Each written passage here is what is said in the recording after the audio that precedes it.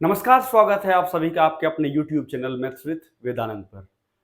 प्यारे बच्चों, आपने पिछले वीडियो में देखा था समानांतर श्रेणी का बेसिक कॉन्सेप्ट। हमने उस वीडियो के अंदर समांतर श्रेणी का सामान्य परिचय दिया था और हमने कुछ चीजें बताई थी जिसको मैं आज आपके साथ छोटे से सारांश के रूप में प्रस्तुत कर दे रहा हूं, ठीक है, जिससे आपको कोई दिक्कत ना हो। देखिए, हमने ये जानने की कोशिश करी थी भाई कि सबसे पहले मैथमेटिक्स के अंदर जो श्रेणी आया, जिसको आप सीक्वेंस बोलते हैं या जिसको आप प्रोग्रेशन की संज्ञा देते हैं, वो प्रोग्रेशन है एक्चुअल में क्या? तो प्रोग्रेशन को हम क्या बोलते हैं? श्रृंखला बोलते हैं या श्रेणी बोलते हैं या श्रेणी बोलते हैं। तो मेन रूप से अगर आप देखेंगे मैथमेटिक्स के अंदर, तो मेनली श्रेणी मैथमेटिक्स के अंदर तीन टाइप्स के हैं। पहला टाइप होता है जिसको पहला को बोलते हैं हम समांतर श्रेणी, अंग्रेजी में अर्थमेटिक प्रोग्रेशन। दूसरा होता है ज्योमेट्रिक प्रोग्रेशन जिसको आप बोलते हैं गुणोत्तर श्रेणी। तो पहला हो गया समांतर श्रेणी अर्थमेटिक प्रोग्रेशन, दूसरा हो गया गुणोत्तर श्रेणी ज्योमेट्रिक प्रोग्रेशन, तीसरा और अंतिम होता है हरात्मक श्रेणी या हार्मोनिक प्रोग्रेशन। ठीक है, हमने इनके ऊपर थोड़ा थोड़ा करके चर्चा किया था उस दिन और इस पर थोड़ा सा चर्चा कर दिया था, क्योंकि ये आपके सिलेबस के अंदर है नहीं। ठीक है, बहरहाल हम इसका थोड़ा सा जिक्र अभी भी कर देंगे। ठीक है, उसके बाद हम लोग आगे बढ़ेंगे। ठीक है, तो चलिए शुरुआत करते हैं क्लास की। तो इसमें क्या है, देखिए क्या क्या हम लोग सीखे थे। हम लोग सीखे थे कि भाई मेन रूप से श्रेणी की बात करें, अगर मेन रूप से किसकी बात अगर हम करें, मेन रूप से अगर हम श्रेणी की बात करें, एक सेकंड देना।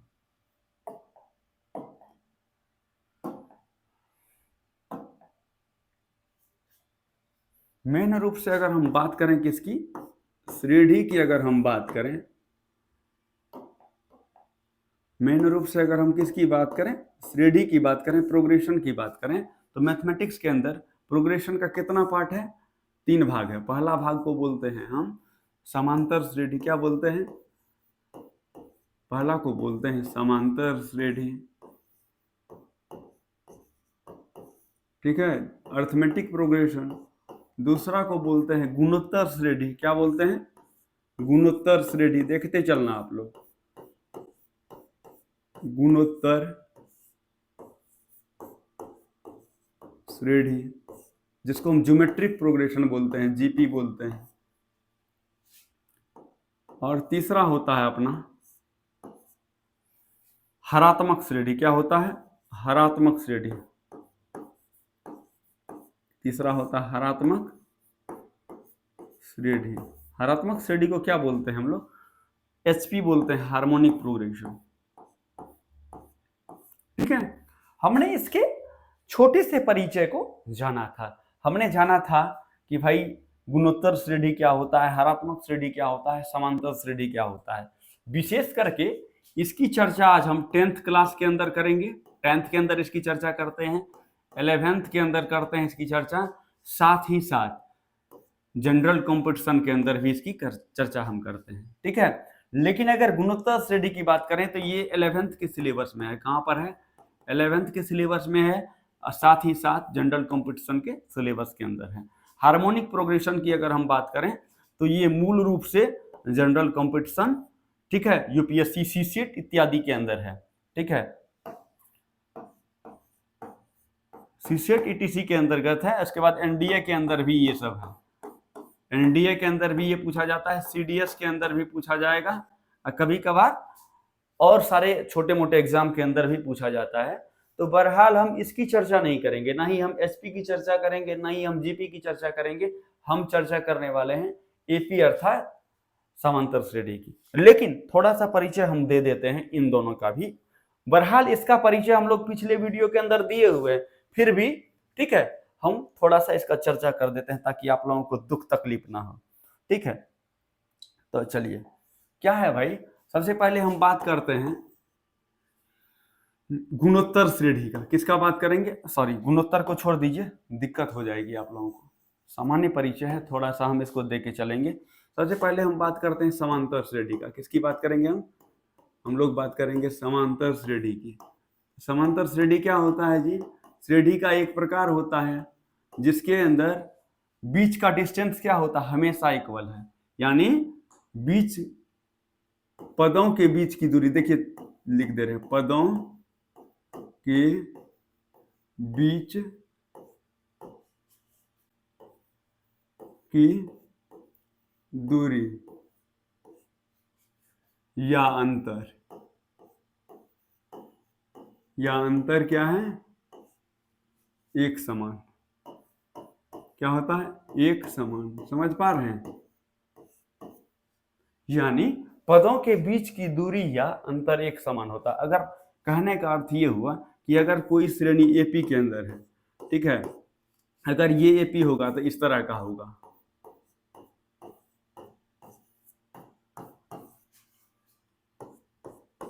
ठीक है। कहने का अर्थ होगा कि देखिए अगला पद और पिछला पद के बीच का डिफरेंस, अगला पद और पिछला पद के बीच का डिफरेंस एक जैसा है। 4 में से 2 गया 2, 6 में से 4 गया 2, 8 में से 6 गया 2, 10 में से 8 गया 2, यानी हर एक जगह डिस्टेंस क्या है, बराबर है, सार्वंतर क्या है, बराबर है। तो हम लोग जो इसकी चर्चा कर रहे हैं आपके सामने अभी, तो देखना, अगर श्रेणी की बात करेंगे मेरे भाई, किसकी बात करेंगे, अगर हम श्रेणी की बात करेंगे तो श्रेणी का मूल जो फंडा होता है, इसके अंदर हम सार्व अंतर क्या को बताते हैं, किसको जानते हैं, सार्व अंतर। हम लोग सार्व अंतर देखते हैं कि सार्व अंतर, जिसको कॉमन डिफरेंस बोलते हैं, सीडी बोलते हैं, जिसको बोलते हैं सीडी, जिसको बोलते हैं हम सीडी कॉमन डिफरेंस, और लेकिन इसको इंडिकेट करते हैं स्मॉल डी से, ठीक है। ये हमेशा बराबर रहता है, यानी तीसरा पद का और दूसरा पद का डिफरेंस, साथ ही साथ देखिए तीसरा पद और दूसरे पद का डिफरेंस बराबर होगा, ठीक है। दूसरे पद का और पहले पद का डिफरेंस बराबर होगा, साथ ही साथ पांचवें पद का और इससे जस्ट पिछला पद कौन सा होगा, चौथा पद का डिफरेंस क्या होगा, बराबर होगा। यानी अगर कोई ऐसी श्रृंखला आपको दिख जाए जिसके हर एक पद का डिफरेंस क्या हो, बराबर हो, समझना, अगर दुनिया का कोई ऐसा श्रृंखला आपको दिखे जिसके हर एक पद का डिफरेंस, यानी अगला पद माइनस पिछला पद हमेशा बराबर हो, अगला पद माइनस पिछला पद का रिजल्ट हमेशा क्या हो, पूरे सीक्वेंस में बराबर हो, तो उसको हमको लेंगे समांतर श्रेणी, ठीक है। तो समांतर श्रेणी में क्या होता है, सार्वंतर बराबर होता है। यहाँ पर हम लिख भी दे रहे हैं, हम यहाँ पर क्या कर दे रहे हैं, देखना समझना, यहाँ पर हम लिख भी दे रहे हैं, या आपको पिछला वीडियो में देख ले है, फिर भी आप ध्यान रखिएगा इसका। तो समांतर श्रेणी के अंदर मूल रूप से क्या है, देखने वाली बात क्या है, स्टार पॉइंट ये है कि एपी के अगर अंदर जाएंगे हम तो क्या होता है, सार्व अंतर, क्या होता है, सार्व अंतर हमेशा एक समान होगा, क्या होगा, सार्व अंतर हमेशा एक समान होगा। एपी के अंदर क्या होगा, सार्व अंतर हमेशा एक समान होगा, ठीक है। दूसरा हमने बात करी थी यहां,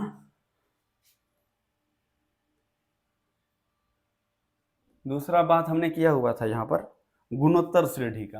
दूसरा किसकी चर्चा हमने करी थी, दूसरा हमने करी थी चर्चा गुणोत्तर श्रेणी का। किसका किया था हमने, गुणोत्तर श्रेणी का। दूसरा लिखते हैं हम, दूसरा हमारा गुणोत्तर श्रेणी, गुणोत्तर श्रेणी की बात हम करते हैं। गुणोत्तर श्रेणी हम बोलते हैं जीपी को, किसको बोलते हैं, जीपी क्या होता है, इसको जानते हैं। हमने क्या कहा अभी आपको, अगर समांतर श्रेणी होगा तो हम हर एक पद के बीच का डिफरेंस देखेंगे, और हर एक पद के बीच का डिफरेंस अगर एक जैसा हो गया, समान हो गया, तो उसको हम एपी का सीरीज कहेंगे। जीपी का सीरीज किसको कहते हैं, इसको समझिए।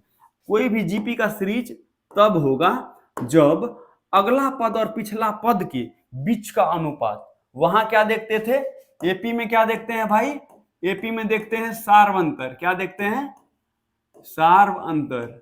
देखना एपी के अंदर क्या देखते हैं हम लोग, सार्व अंतर देखते हैं, कॉमन डिफरेंस देखते हैं, ठीक है। जीपी के अंदर क्या हम लोग देखते हैं, जीपी के अंदर हम लोग देखते हैं सार्व अनुपात। वो क्या होता है अभी समझा रहे हैं। जैसे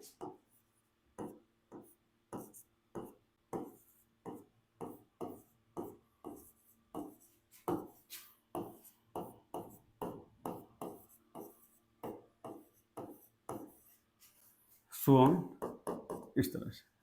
अगर आप इस सीरीज को देखेंगे ना मेरे भाई, जीपी का सीरीज अगर ये होगा, अगर ये जीपी में होगा तो आप इस सीरीज को देखिए। इसमें क्या होगा कि अगला पद और पिछला पद का अनुपात, उसमें अंतर था, इसमें अनुपात। अगला पद जस्ट उसका पिछला पद, इसका अनुपात क्या होगा, सार्व अनुपात बराबर होगा, क्या होगा, सार्व अनुपात। सार्व अनुपात इसको डिनोट करते हैं हम आर से, और ये सार्व अनुपात हमेशा क्या होगा मेरे भाई, सार्व अनुपात हमेशा इक्वल होगा। सार्व अनुपात हमेशा क्या होगा, इक्वल होगा। जैसे देखिए 4 में 2 से डिवाइड करेंगे 2 आएगा। फिर देखिए अगला पद में पिछला से डिवाइड करिए, 8/4 ये 2 होगा। देखिए 16 में 8 से डिवाइड करिए 2 होगा। 32 को 16 से डिवाइड करें कितना आएगा, 2। यानी अगला पद में पिछला से भाग देंगे तो हमेशा भागफल एक जैसा आना चाहिए। 64 में 2 से डिवाइड लगाएंगे 2 आएगा। 128 में 64 का भाग करेंगे 2 आएगा। 256 को 128 से डिवाइड करेंगे 2 होगा। मैंने क्या बताने का कोशिश करा कि कोई भी 2 गो पद उठा लीजिए, इसमें से आप अपने मन से कोई भी 2 गो पद उठा लीजिए लगातार। जैसे 128 उठाए हम और दूसरा 64 उठाए। 64 और 128 क्या है, लगातार पद है। क्या है, लगातार पद है। तो लगातार पद में हम क्या करेंगे, अनुपात लेंगे। क्या लेंगे, अनुपात लेंगे। क्या लेंगे, अनुपात लेंगे। 2 गो लगातार पद उठा लेते हैं तो 64 और 128 हुआ। तो हम अनुपात आप ले लीजिए, चाहे 128/64 करिए या 64/128 करिए, लेकिन अनुपात एक ही क्रम में होना चाहिए। अगर बाएं से ले रहे हैं तो बाएं से ही लेंगे, दाएं से ले रहे हैं तो दाएं से ही लेंगे, ठीक है। अनुपात एक क्रम में लेंगे। जैसे अगर मैं बात करूं, अगर मैं 128 को 64 से डिवाइड कर दूं, ठीक है, तो ये क्या आएगा, 2 आएगा।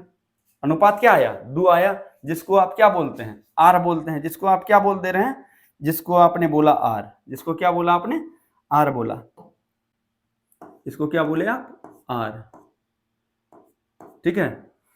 तो अगला पद भागा पिछला पद किए तो क्या आया, 2। कहीं से उठा लीजिए, 2 पद यहां से उठा लिए। अब फिर जहां से मन कर रहा है वहीं से 2 गो पद उठाइए। आपको मन कर रहा है कि भाई हम ही उठा लेंगे, 16 उठा लेंगे और 8 उठा लेंगे, बस बड़ी खुशी की बात है। यहां पर भी देखिए अनुपात देखना है आपको, अनुपात देखना है, ठीक है। अनुपात देखना है। अनुपात क्या होता है, जिसको हम कॉमन रेशियो या आर से डिनोट करते हैं। अगला पद बटे पिछला पद, अगला पद है 16 बटे पिछला पद क्या है, जस्ट उससे 8 डिवाइड करेंगे, क्या आ रहा है, 2 आ रहा है।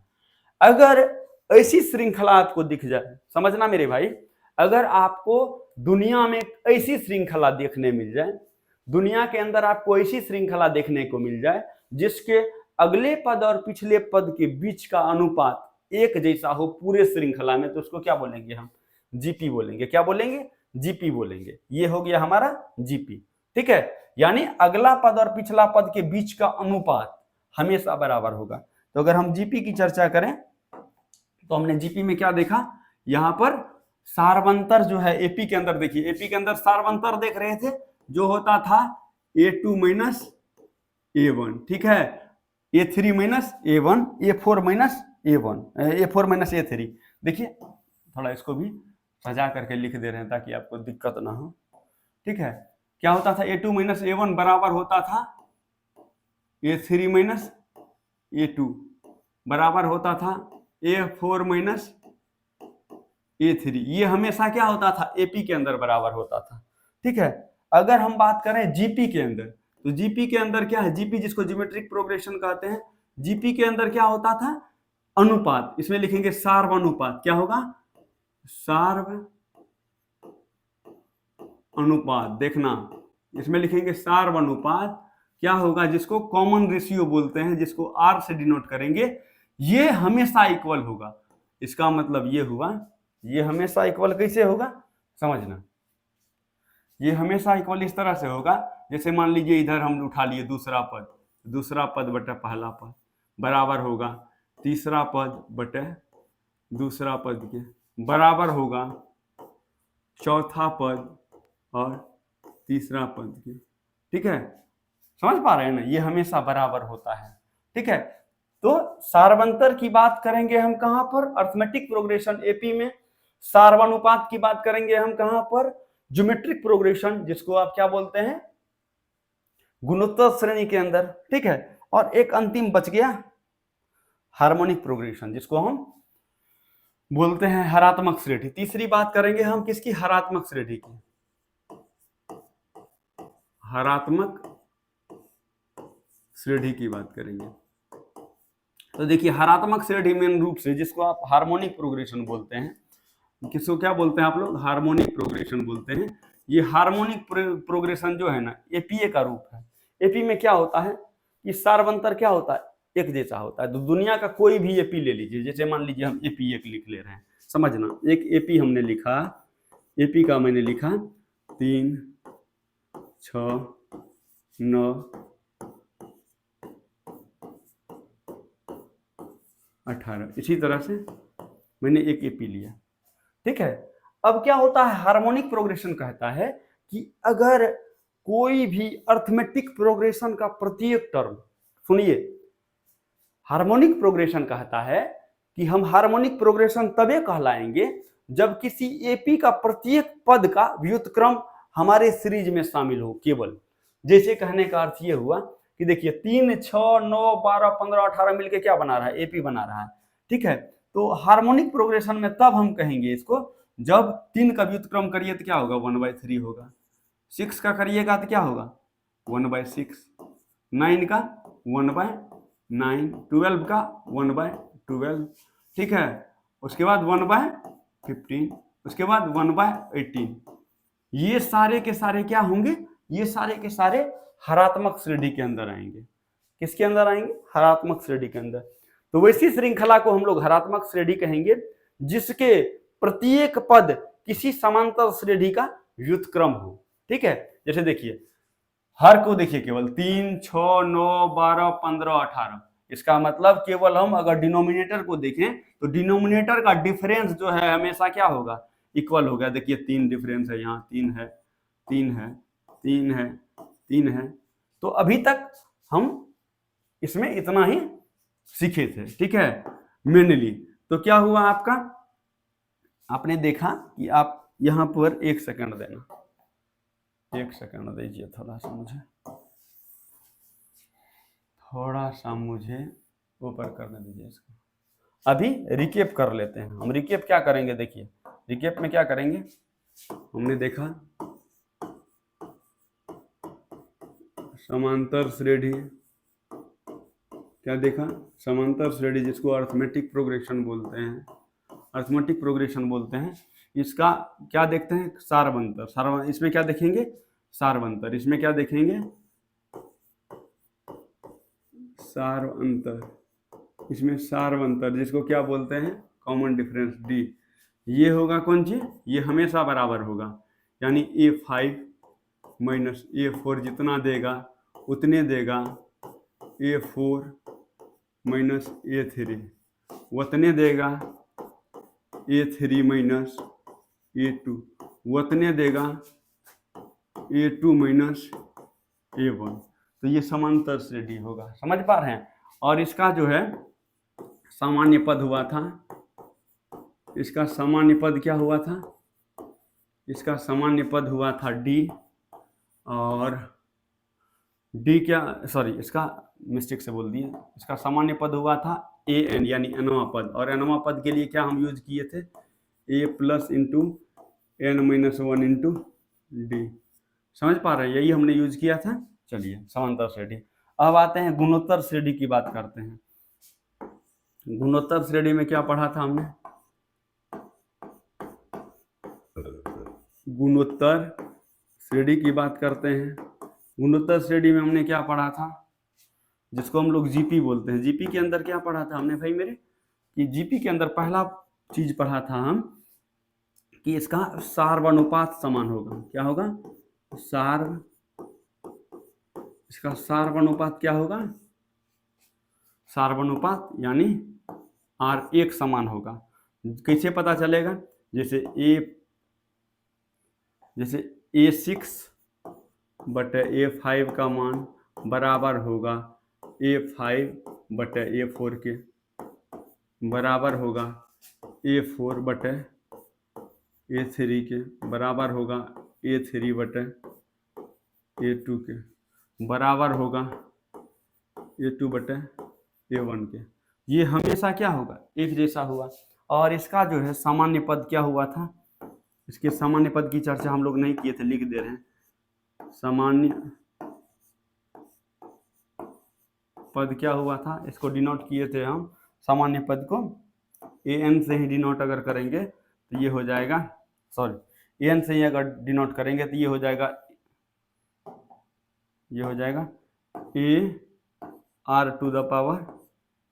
AR⁴n-1। ठीक है, ये चीज आप लोग अभी तक में देखे हैं। उसके बाद हमने बात करी थी किसकी, हमने बात किया था यहाँ पर ही, हमने इस चीज को भी अभी देखा था 3 में,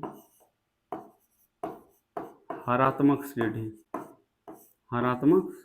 हमने यहाँ पर देखा था, जिसको हम लोग हार्मोनिक प्रोग्रेशन बोलते हैं।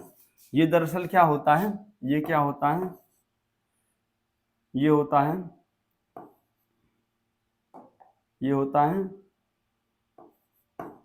समांतर श्रेणी के प्रत्येक पदों का उल्टा, प्रत्येक पदों का उल्टा। यही बेसिकली हम लोग देखे थे। ठीक है, इतना चीज हम लोगों ने देखा है। आगे चलिए बढ़ते हैं अब।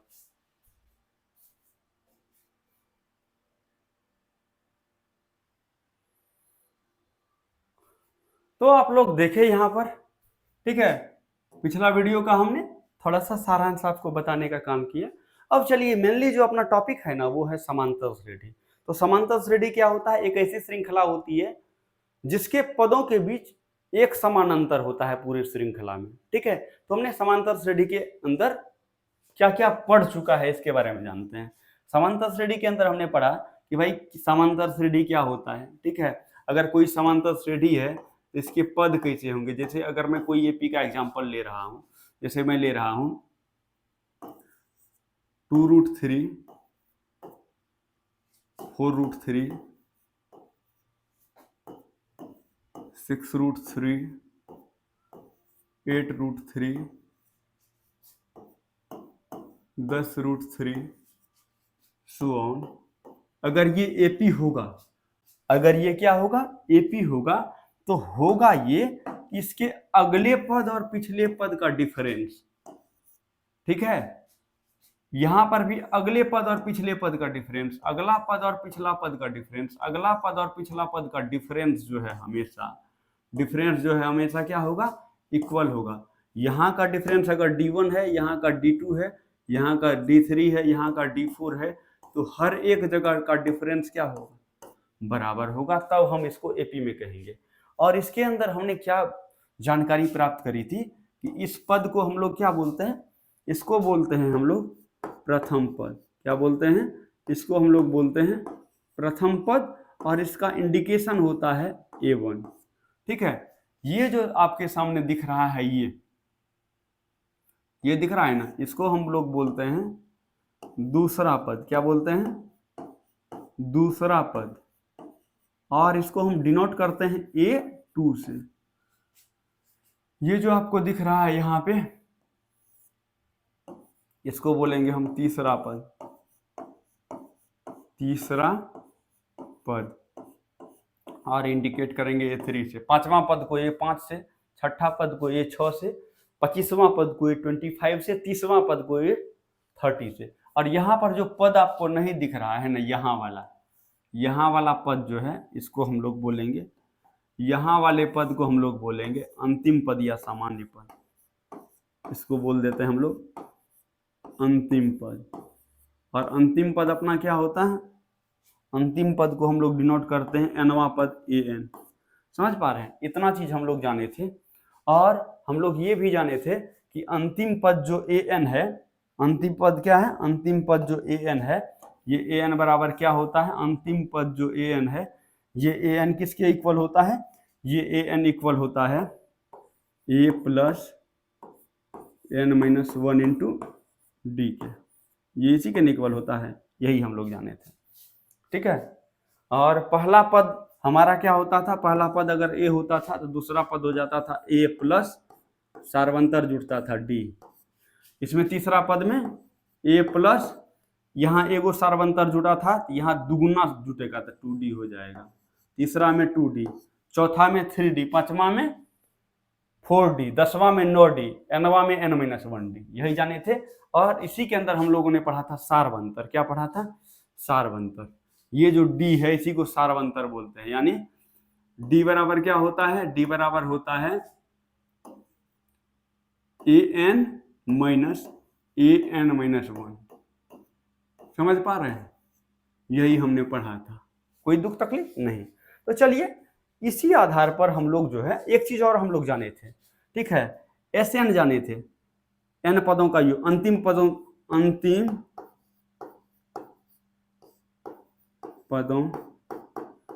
तक योग।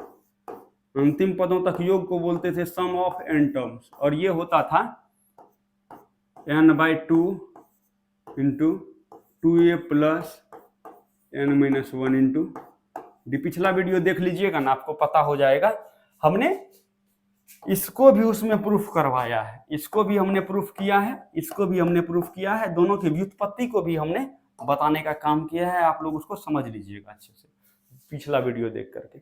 बहरहाल हमारी जो चर्चा होने वाली है आज, भाई समझना, बहरहाल हमारी जो चर्चा होने वाली है आज, हम वर्ग 10 के यानी 10वीं कक्षा के 5वां चैप्टर जो है समांतर श्रेणी, उसका पहला एक्सरसाइज करेंगे। ठीक है, तो चलिए आप लोगों के सामने लेकर के आते हैं वो चैप्टर।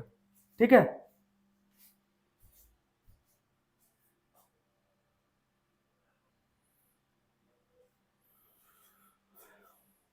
कहाँ से पीडीएफ निकलेगा भाई इसमें? इसी पे 1 सेकंड रुकना बाबू, हो सकता है इसमें थोड़ा सा दिक्कत हो जाए। हमको ओपन में आए, एक्सरसाइज 5.1 यही है ना? चलिए आ गया।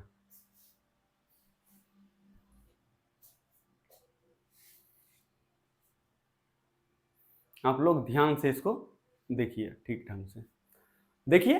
अभी तक जो हमने पढ़ा है पहला वीडियो, और इस वीडियो के शुरुआत में जो हमने पढ़ा है वो हमने पढ़ा है समांतर श्रेणी का परिचय। ठीक है, परिचय के अंदर हम लोग क्या क्या पढ़े हैं? परिचय के अंदर जो हम लोग कवर किए हैं, आइए समझते हैं उसको। परिचय के अंदर हम लोग कवर किए हैं उत्पत्ति का। परिचय के अंदर हम लोग उत्पत्ति के बारे में जाने हैं, परिभाषा के बारे में जाने हैं, अभी तक में परिभाषा के बारे में जाने हैं, इसके सामान्य पद के बारे में जाने हैं। समझ पा रहे हैं ना? इसके सामान्य पद के बारे में जाने हैं। इसके बाद हम अंतिम पद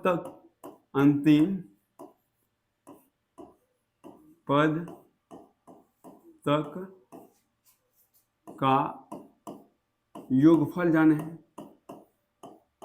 इतना चीज हम क्या कर चुके हैं? जान चुके हैं। ठीक है, उसके बाद देखिए इसकी बात हमने कर ली। ठीक है, अब आगे बढ़ते हैं।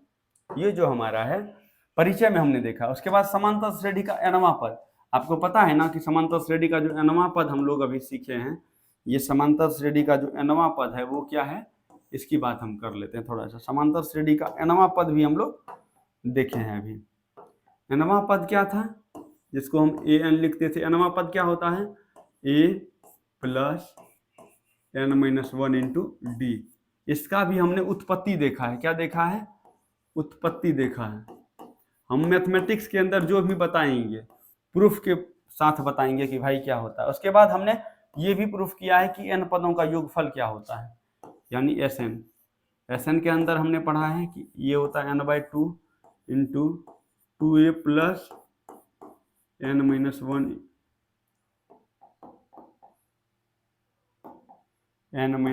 इंटू डी, और यही बराबर होता है n/2 इंटू 2a को लिख देते हैं हम a प्लस a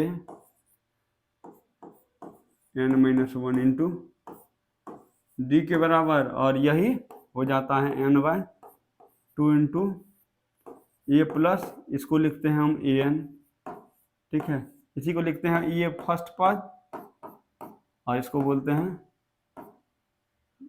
अंतिम पद। समझ पा रहे हैं? इतना चीज हम लोग देख चुके हैं। ठीक है, जब इतना चीज देख चुके हैं, इतना चीज देखने के बाद शुरुआत करते हैं हम एक्सरसाइज 5.1। बहुत बढ़िया से दिल थाम के बैठिए, इसको समझिए, बढ़िया से समझिए और सीखिए। ठीक है, हम लोग देखिए जो एक्सरसाइज होगा ना भैया, ये एक्सरसाइज इतने बढ़िया से कराएंगे जिसका कोनो लिमिटेशन ना है।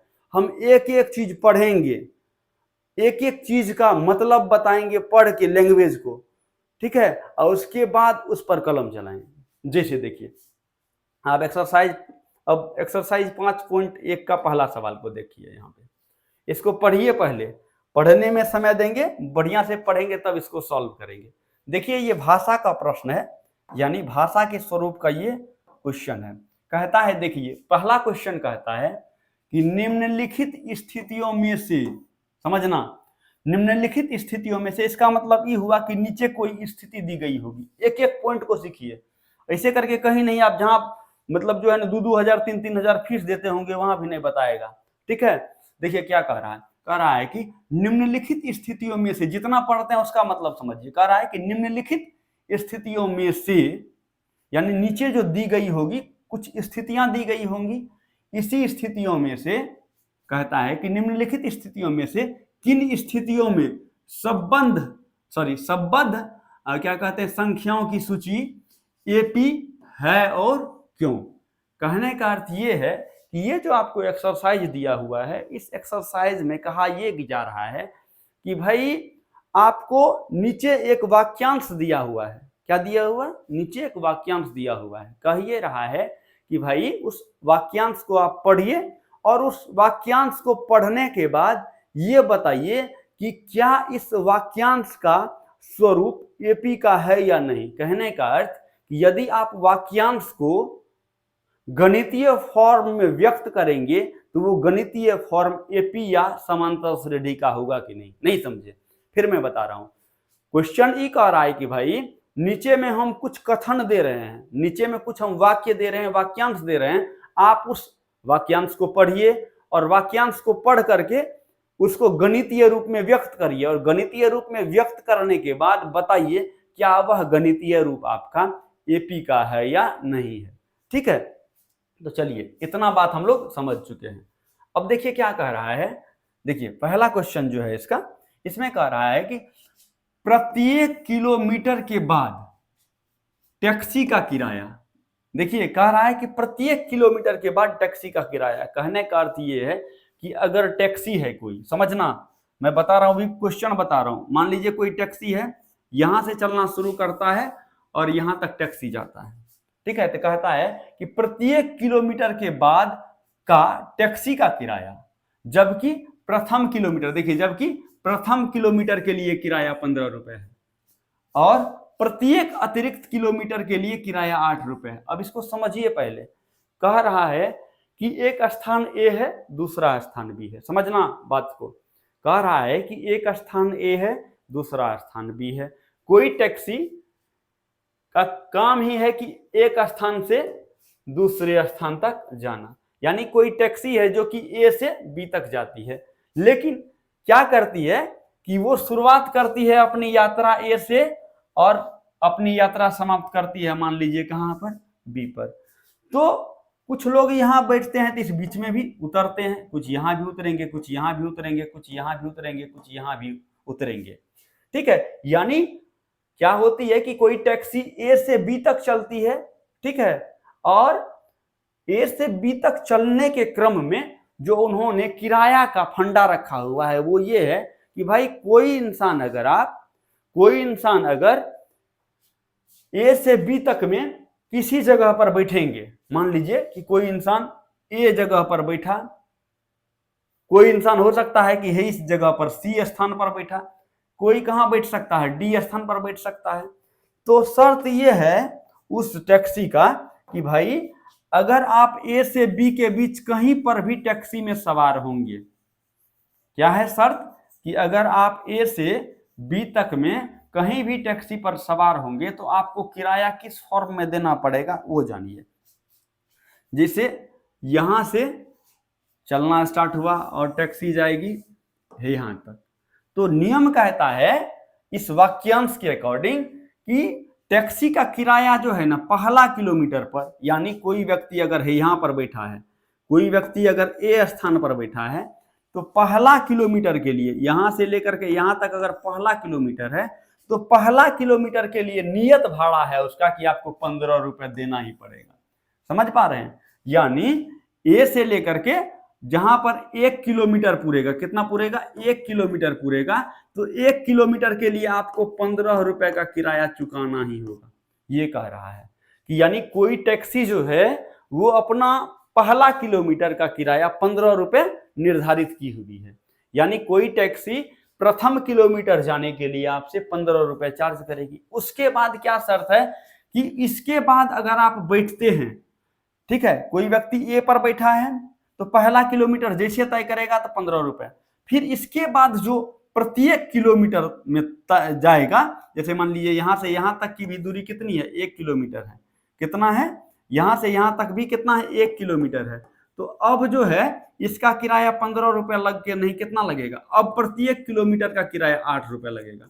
यानी टैक्सी पर अगर आप बैठे हैं तो टैक्सी का किराया पहला किलोमीटर के लिए आपको 15 रुपए देना होगा। उसके बाद आपका किराया इस बात पर निर्भर करता है कि आप कितना दूरी तय करते हैं। जैसे उसके बाद दूसरा किलोमीटर अगर कोई तय करेगा तो 8 रुपए और लगेगा। अगर कोई व्यक्ति और 1 किलोमीटर की दूरी तय करेगा, यानी प्रत्येक किलोमीटर के लिए अब किराया कितना बढ़ रहा है? 8 रुपए। यानी फिर अगर कोई यहां तक आएगा, इस बीच का भी डिस्टेंस अगर 1 किलोमीटर है तो इसको फिर कितना देना पड़ेगा? 8 रुपए देना पड़ेगा। तो कह रहा है कि ये क्रियाकलाप अगर कोई टैक्सी वाला कर रहा है तो बताइए ये क्रियाकलाप जो कि टैक्सी वाला के द्वारा करवाया जा रहा है, क्या यह एपी में है? तो आप देखिए बड़ा आराम से पकड़ लीजिएगा भाई। सोचिए कि कोई व्यक्ति है, क्या है? सोचिए कि कोई एगो व्यक्ति है जो कि ए स्थान पर बैठा है और बी स्थान पर ही उतरेगा, तो क्या करेगा? इस वाक्यांश के अकॉर्डिंग जिसने व्यक्ति पहला किलोमीटर की दूरी तय करेगा, पहला किलोमीटर की दूरी तय करेगा तो क्या रुपए देगा? 15 रुपए। जिसने दूसरा किलोमीटर की दूरी तय करेगा तो क्या करेगा? पहला 1 किलोमीटर के लिए तो 15 रुपए देवे करेगा और संगे संग अगला 1 किलोमीटर के लिए 8 रुपए देगा। समझ पा रहे हैं? इसमें हो गया 15 रुपए। दूसरे किलोमीटर में क्या हो जाएगा? पहले किलोमीटर का 15 रुपए, दूसरे किलोमीटर का 8 रुपए, यानी 23 रुपए। समझना। तीसरा किलोमीटर पर जिसने जाएगा तो क्या करेगा मेरे भाई? पहला किलोमीटर के लिए जो नियत किराया है 15 रुपए ही देना पड़ेगा, संगे संग दूसरा किलोमीटर के लिए 8 रुपए, फिर तीसरा किलोमीटर के लिए फिर 8 रुपए। यानी 3 किलोमीटर तक अगर कोई जाएगा तो 15 8 23 और 23 10 33 यानी 31 रुपए का किराया देना पड़ेगा। ठीक है, तो कह रहा है कि इसी तरह से अगर चौथा किलोमीटर जाएगा, कितना जाएगा? चौथा किलोमीटर तक अगर कोई व्यक्ति जाएगा तो क्या करेगा? पहला किलोमीटर के लिए 15 रुपए चुकाएगा, दूसरा किलोमीटर के लिए 8 रुपए, तीसरा किलोमीटर के लिए फिर 8 रुपए, चौथा किलोमीटर के लिए फिर 8 रुपए। तो इस तरह से वो कितना रुपए चुकाएगा? तो 39 रुपए चुकाएगा। ठीक है, तो बताइए कि ये क्रियाकलाप अर्थमेटिक प्रोग्रेशन के अंदर है कि नहीं? क्या ये क्रियाकलाप जो यहाँ घटित हो रही है, क्या ये क्रियाकलाप अर्थमेटिक प्रोग्रेशन को रिप्रेजेंट करता है या फिर नहीं? ठीक है, तो आप देखिए प्रथम किलोमीटर का 15 रुपए, 23 रुपए, 31 रुपए, 39 रुपए। देखिए 39 में से 31 घटाइएगा 8 आएगा, 31 में से 23 घटाइएगा 8 आएगा, 23 में से 15 घटाइएगा 8 आएगा। इसका मतलब कॉमन डिफरेंस हर एक जगह एक समान है। दैट मीन्स यह एपी है। क्या है? यह एपी है। तो चलिए, जब ये एपी है तो अब इसको हम परीक्षा के अंदर कैसे व्यक्त करेंगे वैसा हम लिख के बता रहे हैं। ठीक है,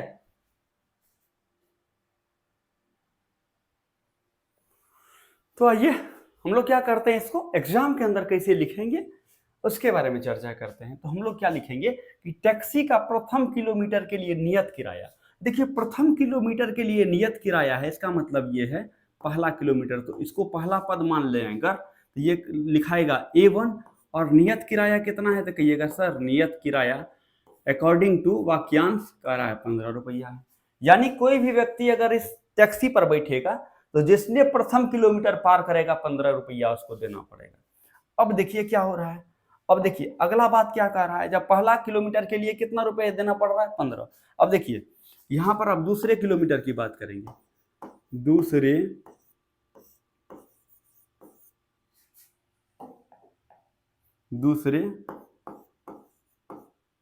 किलोमीटर को इसमें लिखते हैं, दूसरे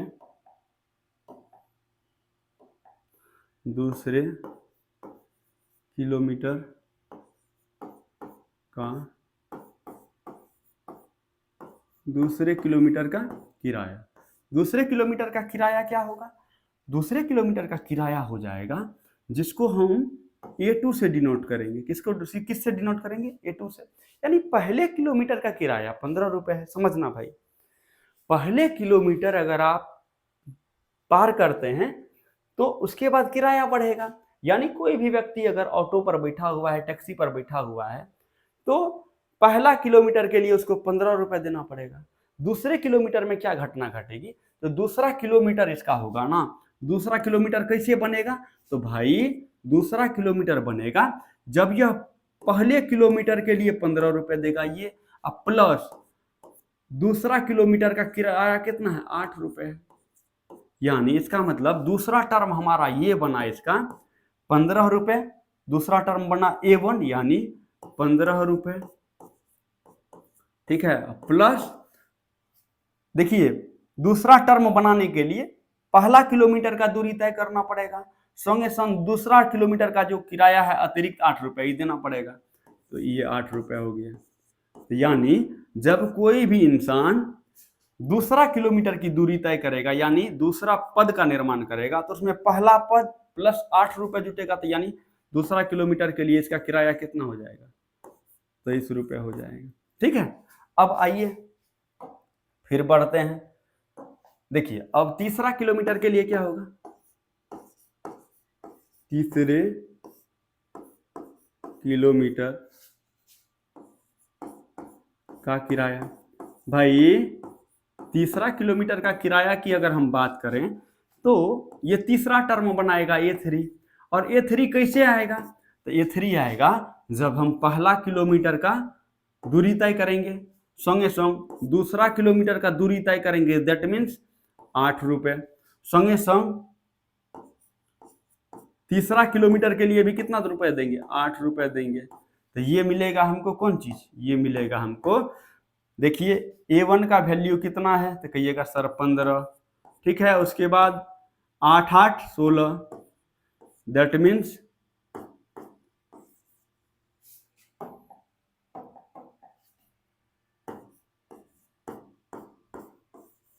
31 रुपए बनेगा, ठीक है।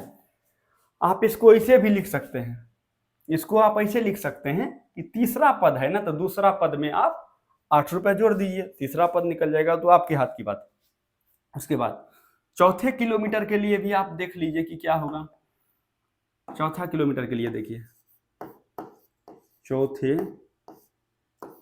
किलोमीटर का किराया, चौथे किलोमीटर का किराया क्या होगा भाई? इसको डिनोट करेंगे हम A4 से, इसको डिनोट हम करेंगे किससे? A4 से। और A4 तक कैसे जाएंगे?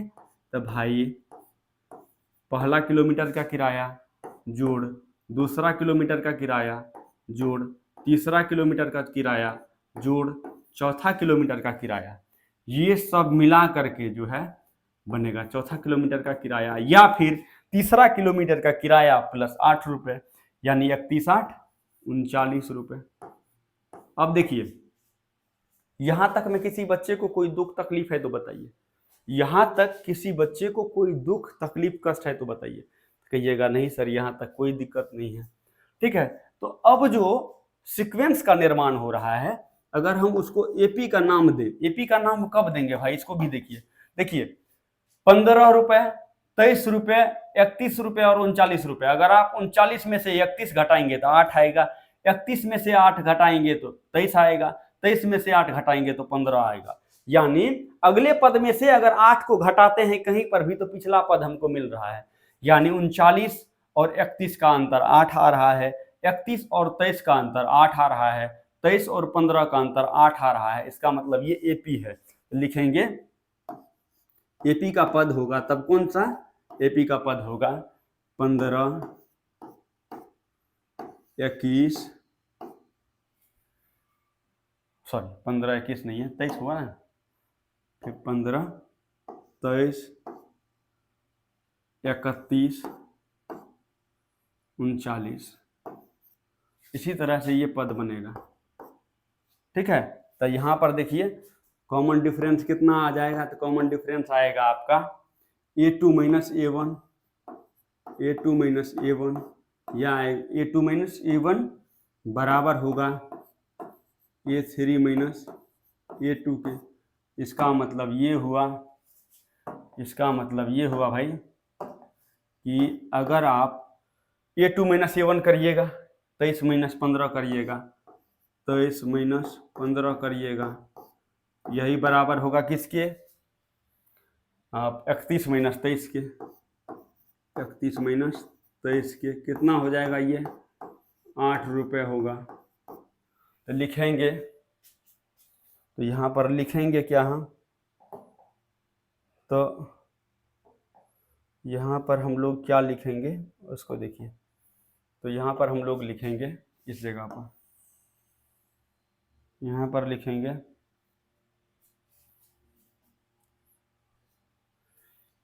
यहाँ पर लिखेंगे इस प्रकार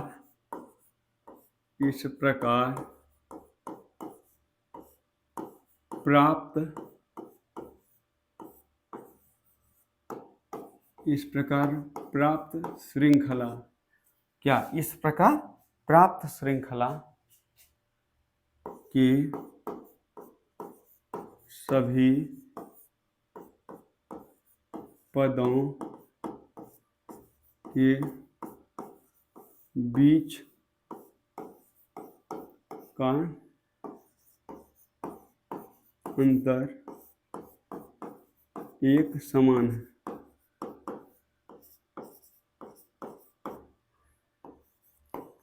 अतः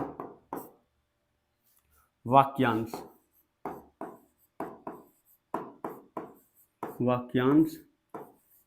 एपी में होगा।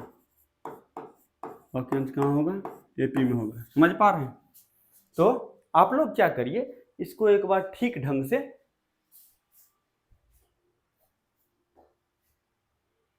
छाप लीजिए। ठीक है, कोई दिक्कत नहीं ना है जी। इसको ठीक ढंग से आप लोग एक बार देख लीजिए। ठीक है, तब तक हम इसको क्या कर ले रहे हैं,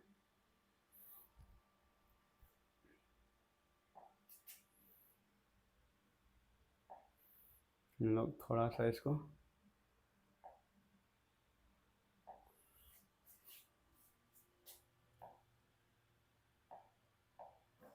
चलिए, इसका आप लोग स्क्रीनशॉट ले लीजिए। इसको समझ लिए होंगे उम्मीद करते हैं, और समझने के बाद इसको अपने दिमाग में बैठाइए।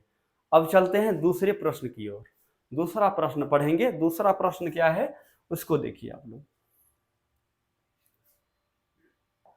दूसरा प्रश्न देखिए, दूसरा प्रश्न क्या है?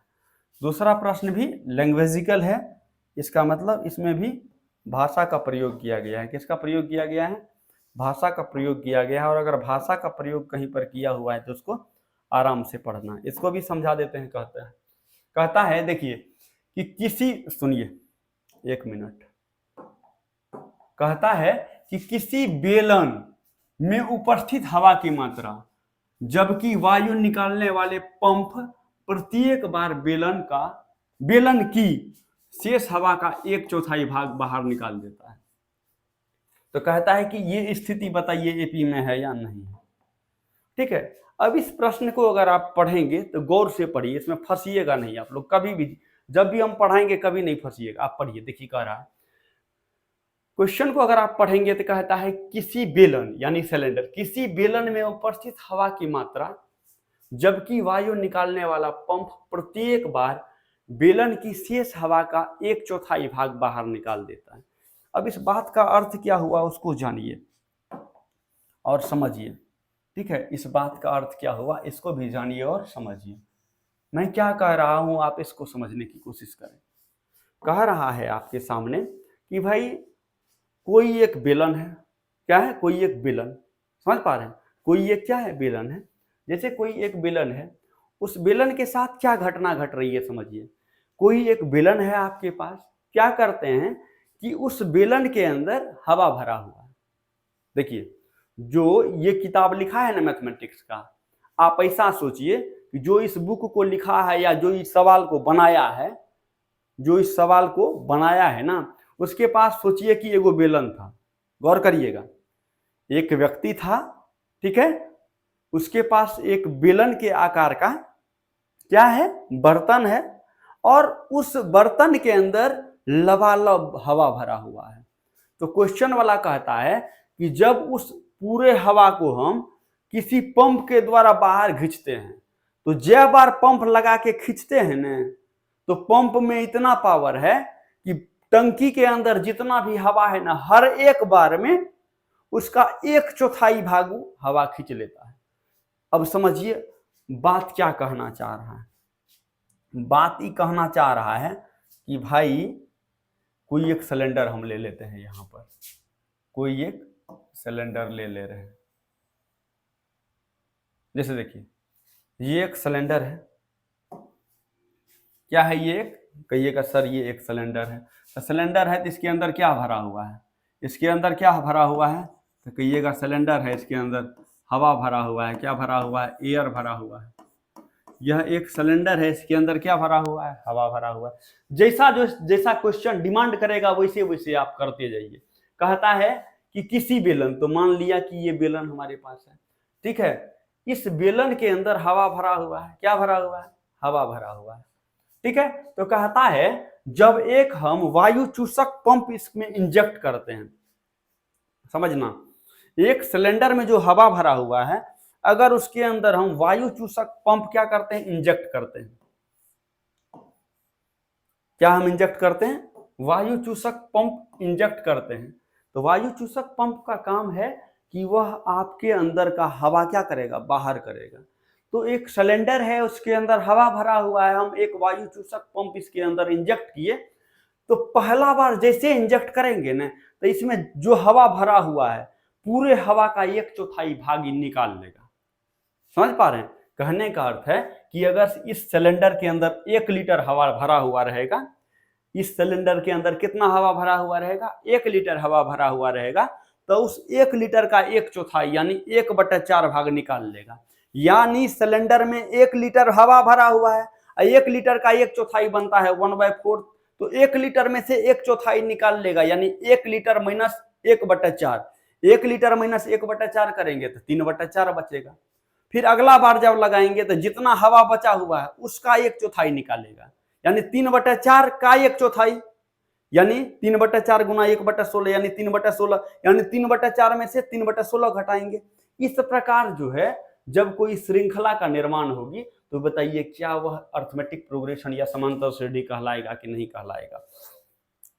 तो इसको हम सॉल्व करने से पहले आपको देखिए, इसमें हवा की मात्रा जो है समझना, इसमें अगर आप हवा की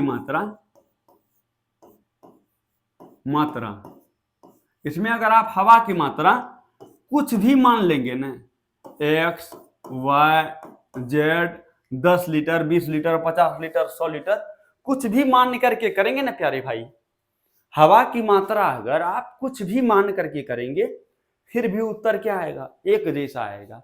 तो आप स्मार्ट बनिए, उसमें करिए क्या, ऐसा चीज मानिए ना भाई, क्या करिए, ऐसा चीज मानिए कि हमको काटने पीटने में कोई दिक्कत ना हो। अगर आप पूरे वॉल्यूम को 1 लीटर मानेंगे, फिर भी इस प्रश्न का उत्तर बड़े आराम से दे देंगे। अगर हवा की मात्रा को 100 लीटर मानेंगे, तब वो आप इसका उत्तर दे सकते हैं। हवा की मात्रा अगर 2.5 किलो मानेंगे तब वो हो जाएगा। 100 ग्राम मानेंगे हवा की मात्रा, फिर भी इसका उत्तर वही आएगा। हाँ, 15 केजी हवा की मात्रा मानेंगे, फिर भी आपका वही उत्तर आएगा। समझ पा रहे हैं? तो हम क्या करते हैं, हवा की मात्रा को ऐसा चीज मानेंगे ना कि वो 4 से कटना शुरू कर दे, क्योंकि देखिए 1/4 की बात की जा रही है। ठीक है, तो हम क्या कर लेते हैं कि हवा की मात्रा को ऐसा क्वांटिटी मान लेते हैं, क्योंकि बार बार क्या कर रहा है, एक चौथाई निकाल रहा है, एक चौथाई निकाल रहा है, एक चौथाई निकाल रहा है। तो हम मान लेते हैं कि हवा की मात्रा कितनी है, हम मान लेते हैं 4 का क्यूब, आप 4 लीटर मान लीजिए। सुनिए, हवा की मात्रा को आप क्या लीजिए, 4 लीटर मान लीजिए। 4 का स्क्वायर 16 लीटर मान लीजिए। हाँ, 64 लीटर मान लीजिए। हाँ, उसके बाद 64, 4 चौके 16, चौके 64, 256 लीटर मान लीजिए। कुछ भी मान लीजिए, समझ पा रहे हैं ना, 256 को फिर 4 से गुना कर दिए, उतना मान लीजिए, जो भी मानना है मान लीजिए। क्योंकि हमको 3 टर्म निकालना है तो हम मान लेते हैं कि 256 लीटर है। 256 इस 4 से भी कटेगा, 16 से भी कटेगा, 64 से भी कटेगा, इसीलिए हम 256 लीटर मान ले रहे हैं, ताकि हमको उतना कैलकुलेशन ना करना पड़े। ठीक है, तो मान लेते हैं, माना, यहाँ पर सॉल्यूशन लिखिए। 1 सेकंड देना, देख रहे हैं कि ये इस कलर को दिक्कत नहीं ना है इसमें, सॉरी, ठीक है। तो लिखेंगे, माना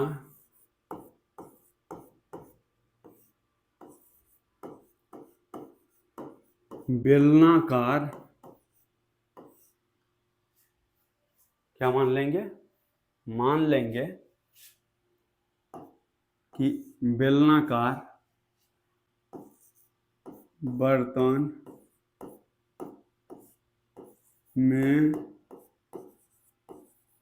हवा की मात्रा, देखिए हवा की मात्रा हम बार बार खींच रहे हैं, इसका मतलब पहली बार जब हम पंप लगाएंगे तो शुरुआत में हवा इसमें कुछ ना कुछ तो रहा होगा, कुछ ना कुछ रहा होगा ना। तो मान लेते हैं हवा की मात्रा को पहला पद, और हवा की मात्रा कितना मान लेंगे, 4 का क्यूब या 4 का पावर 4 ले लीजिए। मान लीजिए 4 चौके 16, चौके 64, चौके कितना होता है, 64 चौके कर लीजिए, कितना होता है, 4 चौके 16, 6 चौके 24, 25, 256। 4 का क्यूब ही मान लीजिए, मान लीजिए कि 200, सॉरी, मान लीजिए कि कितना है हवा की मात्रा, 256 लीटर। समझना, क्या किए कि आपके पास एक सिलेंडर है, आपने अपनी आवश्यकता के अकॉर्डिंग सोचा कि इस सिलेंडर के अंदर 256 लीटर हवा है। आप हवा की मात्रा कुछ भी मान सकते हैं, उत्तर सेम आएगा। तो हमने माना कि एक सिलेंडर है हमारे पास, और उस सिलेंडर के अंदर मान लिया कि 256 लीटर हवा है। कब, शुरुआत में, यानी 256 लीटर हवा से भरी एक बर्तन है हमारे पास। ठीक है, पहला बार जब पंप इंजेक्ट करते हैं तो लिखेंगे, यहां पर लिखेंगे पहली बार क्या होगा, पहली बार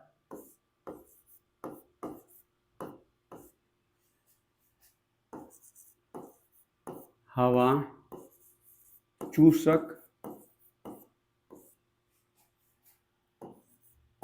पंप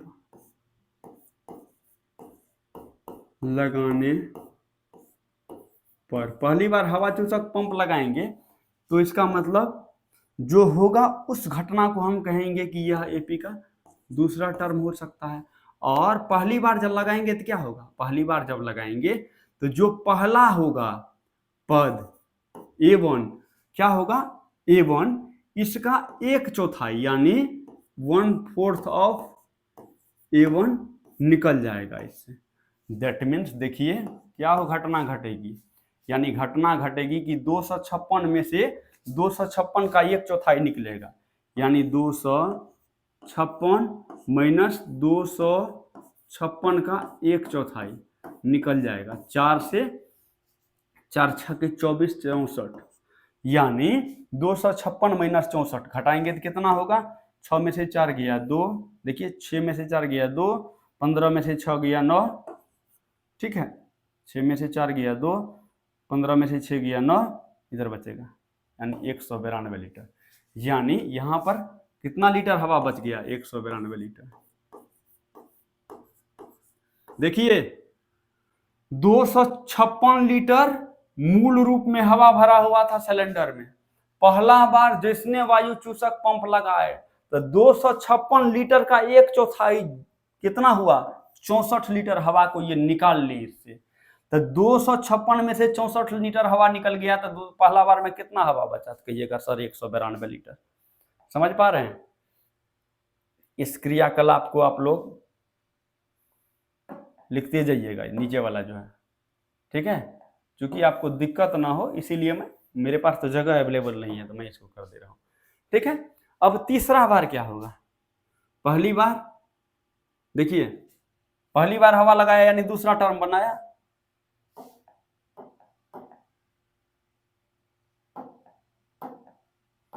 क्या हो गया यार, यहां वाला मिट गया,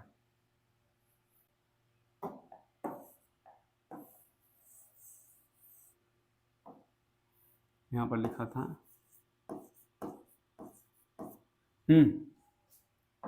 अब देखिए क्या हो रहा है, अब दूसरी बार इंजेक्ट कर रहे हैं, देखेंगे यहां दूसरी बार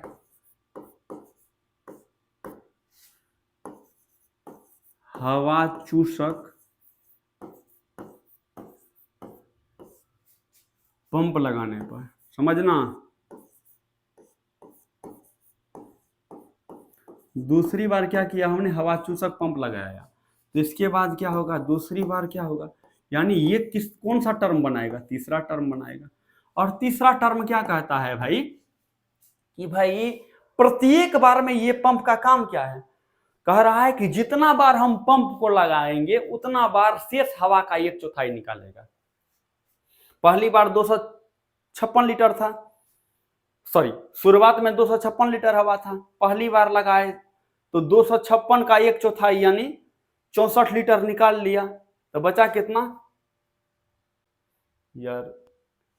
64 लीटर से 256 में से घटाइए, वहां माइनस हो गया, 256 में से 64 घटा था ना,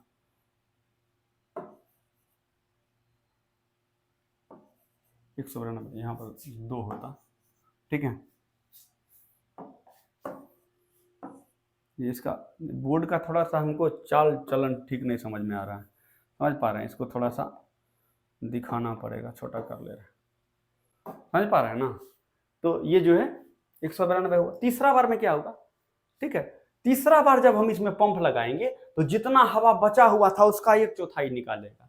तीसरा बार मतलब कौन चीज? ये देखिए, तीसरा बार जब पंप, सॉरी दूसरा बार जब पंप लगाएंगे तो क्या होगा? दूसरा बार जिसने पंप लगाएंगे तो जो हवा बचा हुआ है कितना? A2 बचा हुआ है, A2 बचा हुआ है ना, A2 में से A2 का 1/4 1/4 ऑफ A2 निकल जाएगा, ठीक है। तीसरा टर्म में हो जाएगा, तीसरा टर्म क्या होगा? दूसरे टर्म माइनस दूसरा का 1/4। इसका मतलब ये हुआ कि जिसने हम दूसरी बार हवा चूसक पंप लगाए तो हमारे पास जो शेष हवा बचा हुआ था ना, यहां पर बचा हुआ था कितना? 192 लीटर। अब इसका 1/4 और निकल जाएगा। अभी क्या होगा कि जो हवा बचा हुआ था कितना? 192 लीटर बचा हुआ था, इसमें से 192 का 1/4 निकल जाएगा। तो काटेंगे, 4 चौके 16, 3 पर 2, 4 चौके 16, 3 पर 2 32, 4 8 है 32, यानी अब की बार 48 लीटर हवा निकलेगा। कितना निकलेगा? 48 लीटर, यानी 12 में से 8 गया 4, इधर बचेगा 8, 8 में से 4 गया 4, इधर बचेगा 1। समझ पा रहे हैं कि नहीं समझ पा रहे हैं? ठीक है, 144 लीटर, यानी तीसरा बार में कितना बचेगा? 144 लीटर बचेगा। तीसरा बार में कितना हवा बचेगा? दूसरी बार, सॉरी जब दूसरी बार पंप लगाएंगे तो कितना हवा बचेगा? तो कहिएगा सर दूसरी बार जिसने पंप लगाएंगे ना तो 144 लीटर बचेगा। ये भी क्रियाकलाप आप लोग लिखते जाएंगे। देखिए तीसरी बार लगाने पर क्या होगा? देखिए तीसरी बार लिखेंगे, तीसरी बार हवा चूसक पंप लगाने पर, देखिए कह रहा है कि हर एक बार में शेष हवा का, इसका मतलब चौथा टर्म किससे संबंध रखता है? तीसरा टर्म से। यानी देखिए शुरुआत में हवा था 256 लीटर, पहला बार पंप लगाए, हवा खींच के लाया कहां पर? 192 लीटर कर दिया। फिर अगला बार जिसने पंप लगाए तो 144 लीटर पर हवा को ले आया। अब देखिए तीसरा बार जिसने पंप लगाएंगे, तीसरा बार जो पंप लगाएंगे तो जो शेष हवा बचा हुआ होगा उसका 1/4 फिर चूस लेगा। यानी अभी हवा बचा हुआ है कितना है, 144 लीटर। यानी चौथा बार में क्या होगा कि भाई तीसरा बार में जो हवा बचा हुआ है उस हवा में से उसका 1/4, उस हवा में से उसका 1/4 फिर चूस लेगा। यानी उसका 1/4 क्या करेगा, फिर चूस लेगा। यही ना होगा जी, कोई दिक्कत नहीं समझ पा रहे हैं? ठीक है, अब देखिए फिर क्या करेगा, जो बचा हुआ है चौथा टर्म है ना, चौथा टर्म है यहाँ पर तीसरा टर्म होगा, सॉरी इट्स माय मिस्टेक, यहाँ पर तीसरा, ठीक है, यहाँ पर दूसरा, ठीक है, कोई दिक्कत नहीं, सॉरी। आइए, यानी तीसरी बार जब हम लगाएंगे पंप तो क्या होगा, जो हवा बचा हुआ था, कितना हवा बचा हुआ, 144 लीटर, 144 लीटर का 1/4 फिर खींच लेगा। यानी 144 का 1/4 कितना, 1/4, 4 से काटिए, 4 तिया 12, 2 4 छके 24, यानी 36 लीटर फिर खींच लेगा। यानी 144 लीटर में 36 लीटर फिर निकल गया, 14 में से 6 गया 8, इधर कितना बचा 3, 3 में से 3 गया 0, उसके बाद कितना बचा 1, यानी 108 लीटर हवा अब बचेगा। कितना बचेगा, 108 लीटर। कितना, 108 लीटर। कितना बचेगा, हवा बचेगा 108 लीटर। ठीक है, तो 3-4 पद तक हम आ गए। ठीक है, तो श्रृंखला क्या बनेगी, देखिए श्रृंखला लिखिएगा, श्रृंखला लिखिए, श्रृंखला बनी, पहला बार में हवा है 256,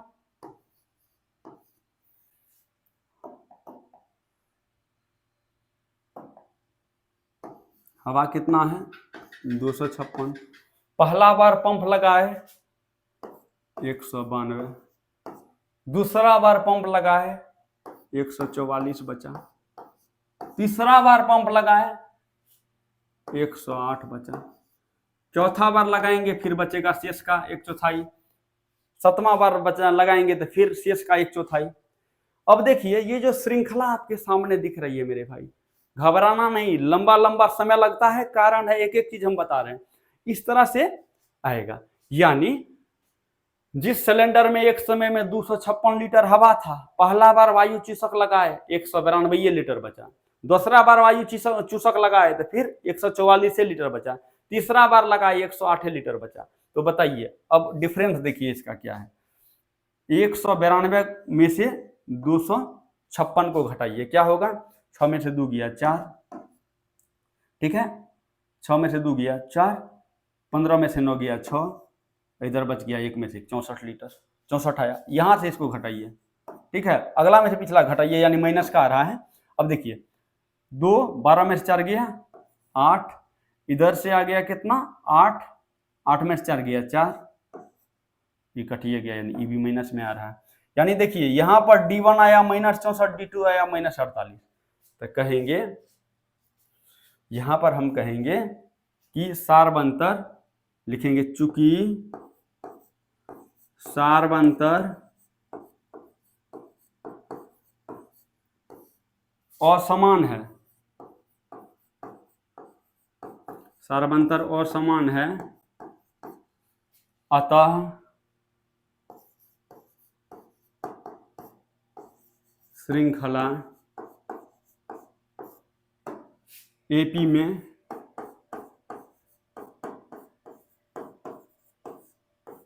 अतः श्रृंखला एपी में नहीं है।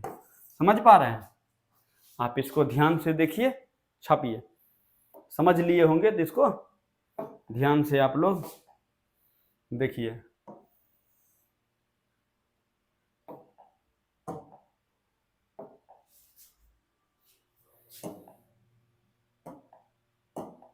चलिए आइए बढ़ते चलिए, आप लोग दुख तकलीफ होगा तो मुझे बताते चलिएगा, आप लोग ध्यान से पढ़िए, ठीक है। चलिए, तो दूसरा क्वेश्चन आपके सामने था, इसका आप लोग स्क्रीनशॉट लीजिए। अब बढ़ेंगे हम लोग तीसरे प्रश्न की तरफ। चलिए आपके सामने में ये तीसरा क्वेश्चन है भैया, इसको देखिए, बनाइए आप लोग। तीसरा प्रश्न आपके सामने जो दिख रहा है, आप लोग इसको सॉल्व करने की कोशिश करें। ठीक है, तो तीसरा प्रश्न क्या है मेरे भाई, समझना। तीसरा प्रश्न भी वाक्यांश वाला ही है, इसको भी समझते हैं और बनाने का कोशिश करते हैं। कहता है कि प्रत्येक मीटर की खुदाई के बाद एक कुआं खोदने में आई लागत, जबकि प्रथम मीटर खुदाई की लागत 150 रुपए है और बाद में प्रत्येक मीटर खुदाई की लागत 50 रुपए बढ़ती जाती है। तो बताइए क्या है, नहीं समझ पा रहे हैं। कह रहा है कि एक कुआं खोदने का काम किसी लेबर मिस्त्री को दिया गया है। कह रहा है कि कुआं जिसने खोदने का स्टार्ट करेगा ना वो काम, तो पहला मीटर जिसने खोदेगा, तो पहला मीटर कुआं खोदने का जो है चार्ज है 150 रुपया। उसके बाद जितना मीटर तोड़ जाएगा, जितना मीटर नीचे जाएगा, हर एक मीटर के लिए 50-50 रुपया बढ़ता जाएगा। समझ पा रहे हैं बात को, नहीं समझ रहे हैं? देखिए हम क्या बोलना चाह रहे हैं। हम बोलना ये चाह रहे हैं कि भाई एक कुआं है, आइए कुआं बना देते हैं आपके सामने। कुआं किधर कैसा होता है भाई? कुआं भी तो बेलने आकार का ना होता है। किधर है? यही सिलेंडर, एक ऐसा कुआं होता है।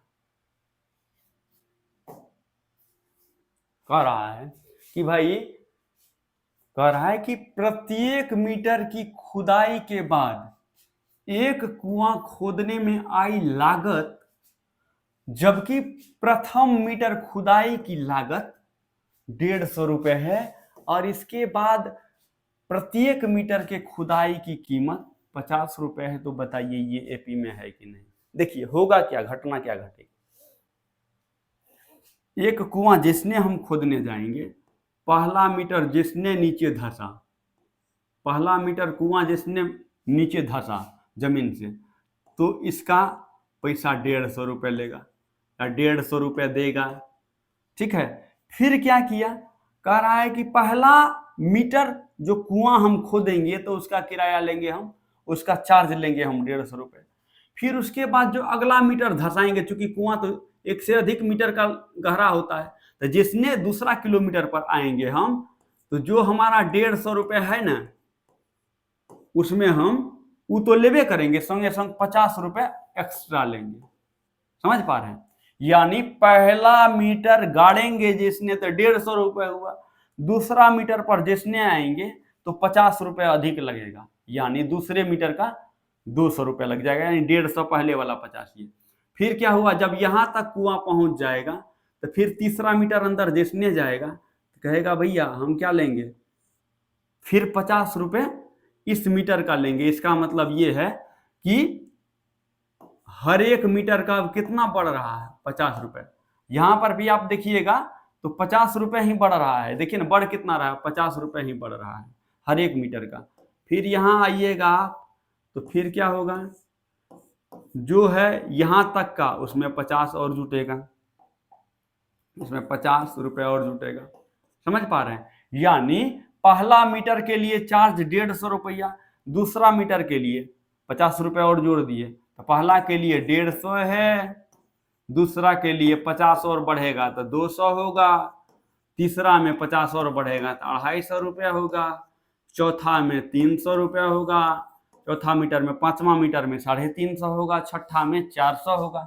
यानी हर एक मीटर का जो है ना अतिरिक्त जो है क्या कहते हैं मजदूरी ले रहा है 50 रुपए। ठीक है, यानी पहला मीटर 150 रुपए, उसके बाद हर एक मीटर गहरा जाते जाएंगे उतना 50 रुपए लेते जाएगा। तो क्या यह एपी में है कि नहीं, यही देख लीजिए। 150 से 200, 200 से 250, 250 से 300, 50-50 रुपए का अंतर है, तो ये एपी में है। ठीक है, आइए बहरहाल इसको सॉल्व करते हैं एग्जाम के तरीके से। सबसे पहले देखिए क्या होगा, कुआं खोदना स्टार्ट हुआ, कुआं खोदना स्टार्ट किए, कुआं खोदना स्टार्ट किए। हम क्या किए, जिसने कुआं खोदना स्टार्ट किए तो 1 मीटर जिसने अंदर घुसा तो इसका कितना हो गया, 150 रुपये हो गया। पहला मीटर का 150, ठीक है। फर्स्ट मीटर का कितना हुआ, 150।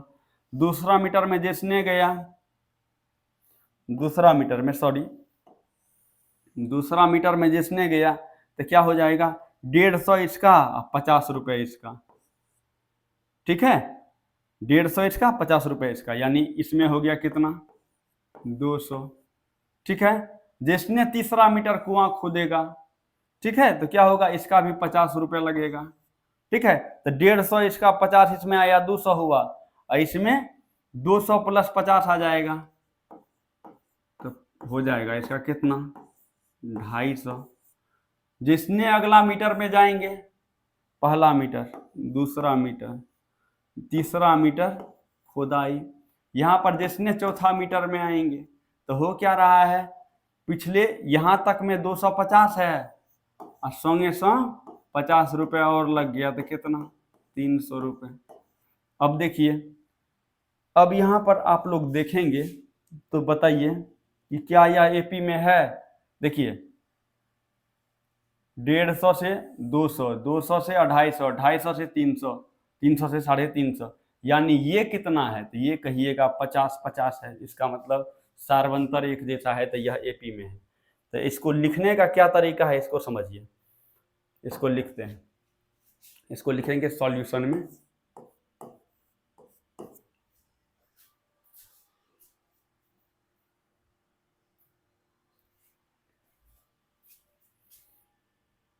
कि पहले मीटर कुआं खोदने का चार्ज, पहले मीटर कुआं, पहला मीटर कुआं खोदने में, पहला मीटर कुआं खोदने में आने वाली लागत,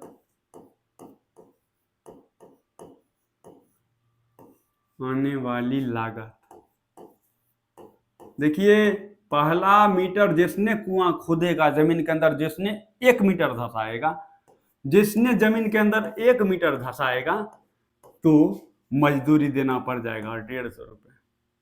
जिसने 1 मीटर धंसाएगा तो मजदूरी देना पड़ जाएगा कितना, 150 रुपये। समझ रहे हैं, पहला मीटर धंसाया, 150 मजदूर लिया, ठीक है। उसके बाद है दूसरे मीटर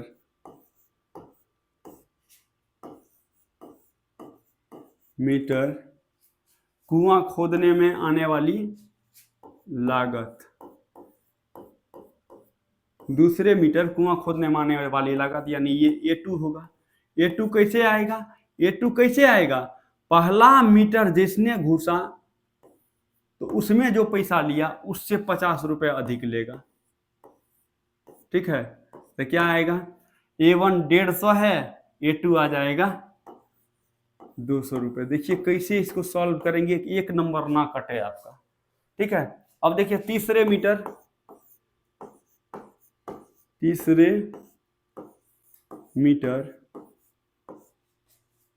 कुआं खोदने में आई, तीसरे मीटर कुआं खोदने में आई लागत, यानी तीसरा टर्म हमारा कैसे निकलेगा, तीसरा टर्म निकलेगा कि भाई पहला टर्म जोड़ 50 जोड़ 50। देखिए दो तरीका है ना भाई, तीसरा टर्म लिखने का दो तरीका है। देखिए तीसरा टर्म अगर लिखेंगे तो तीसरा टर्म लिखने का दो तरीका है। आप दूसरा टर्म में लागत जोड़ दीजिए, ठीक है। दूसरा टर्म में आप क्या करिए, लागत जोड़ दीजिए, या फिर पहला टर्म में लागत जोड़िए एक बार, फिर एक बार लागत जोड़िए, तब आप आ पाएंगे तीसरे टर्म में। तो यानी टर्म लिखने का ढेर तरीका है। तो हम क्या कर रहे हैं, क्योंकि अगला पद मुझे फाइंड आउट करना होता है, तो कल के वीडियो में हमने आपको पढ़ाया है, समझाया है कि भाई अगला पद के लिए पिछला पद में सार्वंतर जोड़ दीजिए, ठीक है। तो हमको अगर यहाँ पर तीसरे मीटर के खुदाई की मजदूरी जानने की जरूरत होगी तो हम दूसरे मीटर के खुदाई का जितना पैसा दिए हैं उसमें 50 रुपये और जोड़ देंगे, या फिर पहला मीटर में जो दिए हैं उसमें 2 बार 50-50 जोड़ देंगे, बात बराबर है। तो यही तरीका सब आपको सीखना है, कैसे चालाकी से लिख देंगे। तो जब हमको तीसरे मीटर के लागत की जरूरी होगी तो क्या करेंगे, हम करेंगे कि हम ये करेंगे कि हम यहाँ ये क्या इधर क्या हो गया, इधर मिस ये दूसरा था ना, मिट रहा है, देखिएगा थोड़ा ज़्यादा मिट जाता है। ठीक है, अब तीसरा में क्या करेंगे, तीसरा मीटर के खुदाई को जानने के लिए हम पहला मीटर में 2 बार 50 पैसा 50-50 रुपये जोड़ेंगे, या फिर दूसरे पद में जो हमारा दूसरा पद है उसमें हम क्या करेंगे, फिर अगले मीटर का जो लागत है 50 रुपये ये जोड़ देंगे, यानी तीसरा पद के लिए दूसरा पद प्लस 50, यानी 200 प्लस 50 कितना रुपए हो गया, 250 रुपये हो गया। ठीक है, चौथे, रुकिए इसका थोड़ा सा अब लिखिए,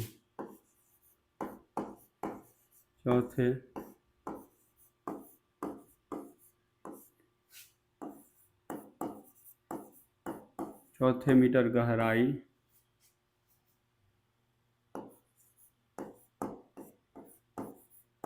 में लगने वाली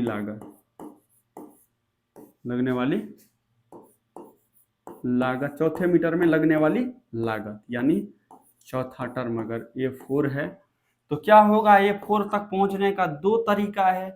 पहला आप कि पहला लागत में 3 बार ये जोड़ दीजिए प्रत्येक मीटर का लागत, या फिर आप क्या कर दीजिए कि चौथे मीटर की खुदाई में लगने वाली लागत होगी तीसरे मीटर में लगने वाली लागत और प्लस 50 रुपए, समझ रहे हैं, तीसरे मीटर में लगने वाली लागत प्लस 50 रुपए, यही ना होगा भाई। देखिए पहला मीटर की खुदाई में 150 रुपए लगेगा, ये पक्का बात है। दूसरे मीटर में जिसने आएंगे तो दूसरा मीटर में 50 रुपए और लग जाएगा, यानी 150 प्लस 50 200 लगेगा। तीसरे मीटर में जिसने आएंगे तो तीसरे मीटर तक पहुंचने के लिए 2 रास्ता है।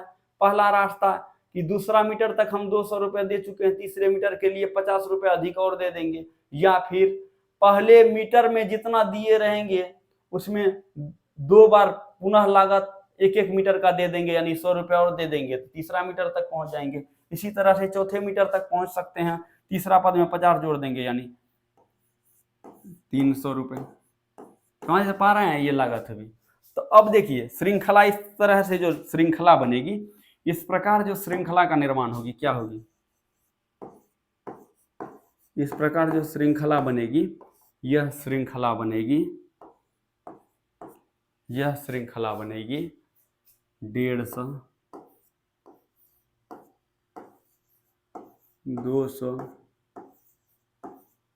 250, 300, 350, 100।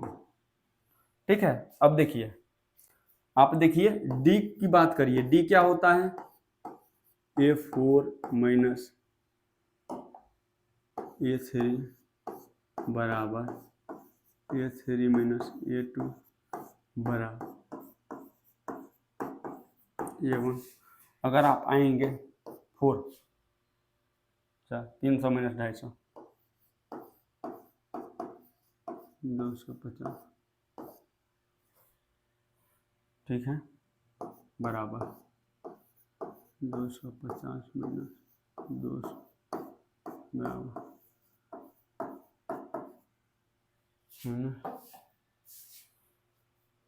150 बराबर कितना, 50 रुपये। कोई दिक्कत, यहाँ तक कोई दुख तकलीफ है तो बताना, नंबर को रिसाइड कर दो। तो आपने देखा कि जब कुआं खोदने की बारी आएगी तो हम लोग कैसे खोदेंगे। अब देखिए यहाँ पर लिख देंगे एक लाइन, सार्वंतर डी 50 श्रृंखला में हर एक जगह एक समान है, हर एक जगह एक समान है, हर एक जगह क्या है, एक समान है, अतः वाक्यांश एपी में है, अतः वाक्यांश एपी है। ठीक है, कोई दुख तकलीफ है यहाँ तक में तो कहिएगा सर नहीं 1 नंबर हो गया। आइए इसको भी आप लोग छाप लीजिए, कहीं से छापने में कोई हिचकिचाइए मत, लिखते जाइए दिमाग में और दिल में छापते जाइए।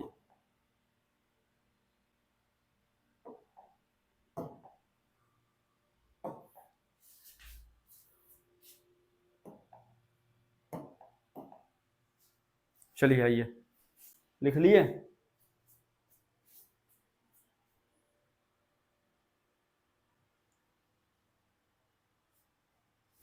आपके सामने ये चौथा प्रश्न है, आप इसको देखिए।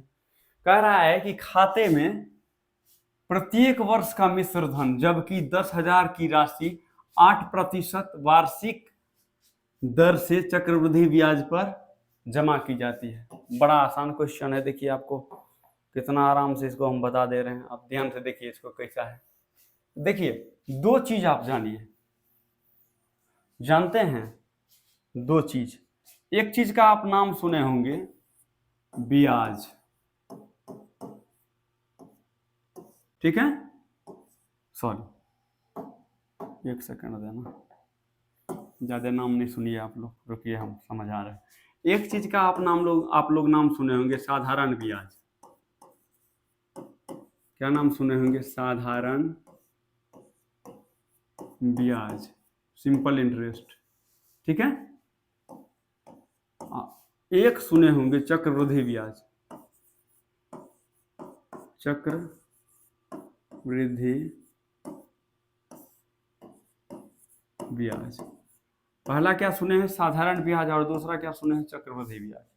यानी देखिए ब्याज को संदर्भित करने की अगर आप कोशिश करेंगे, ठीक है, तो मूल रूप से अगर आप देखेंगे तो ब्याज की अगर हम बात करें तो ब्याज 2 तरह का होता है।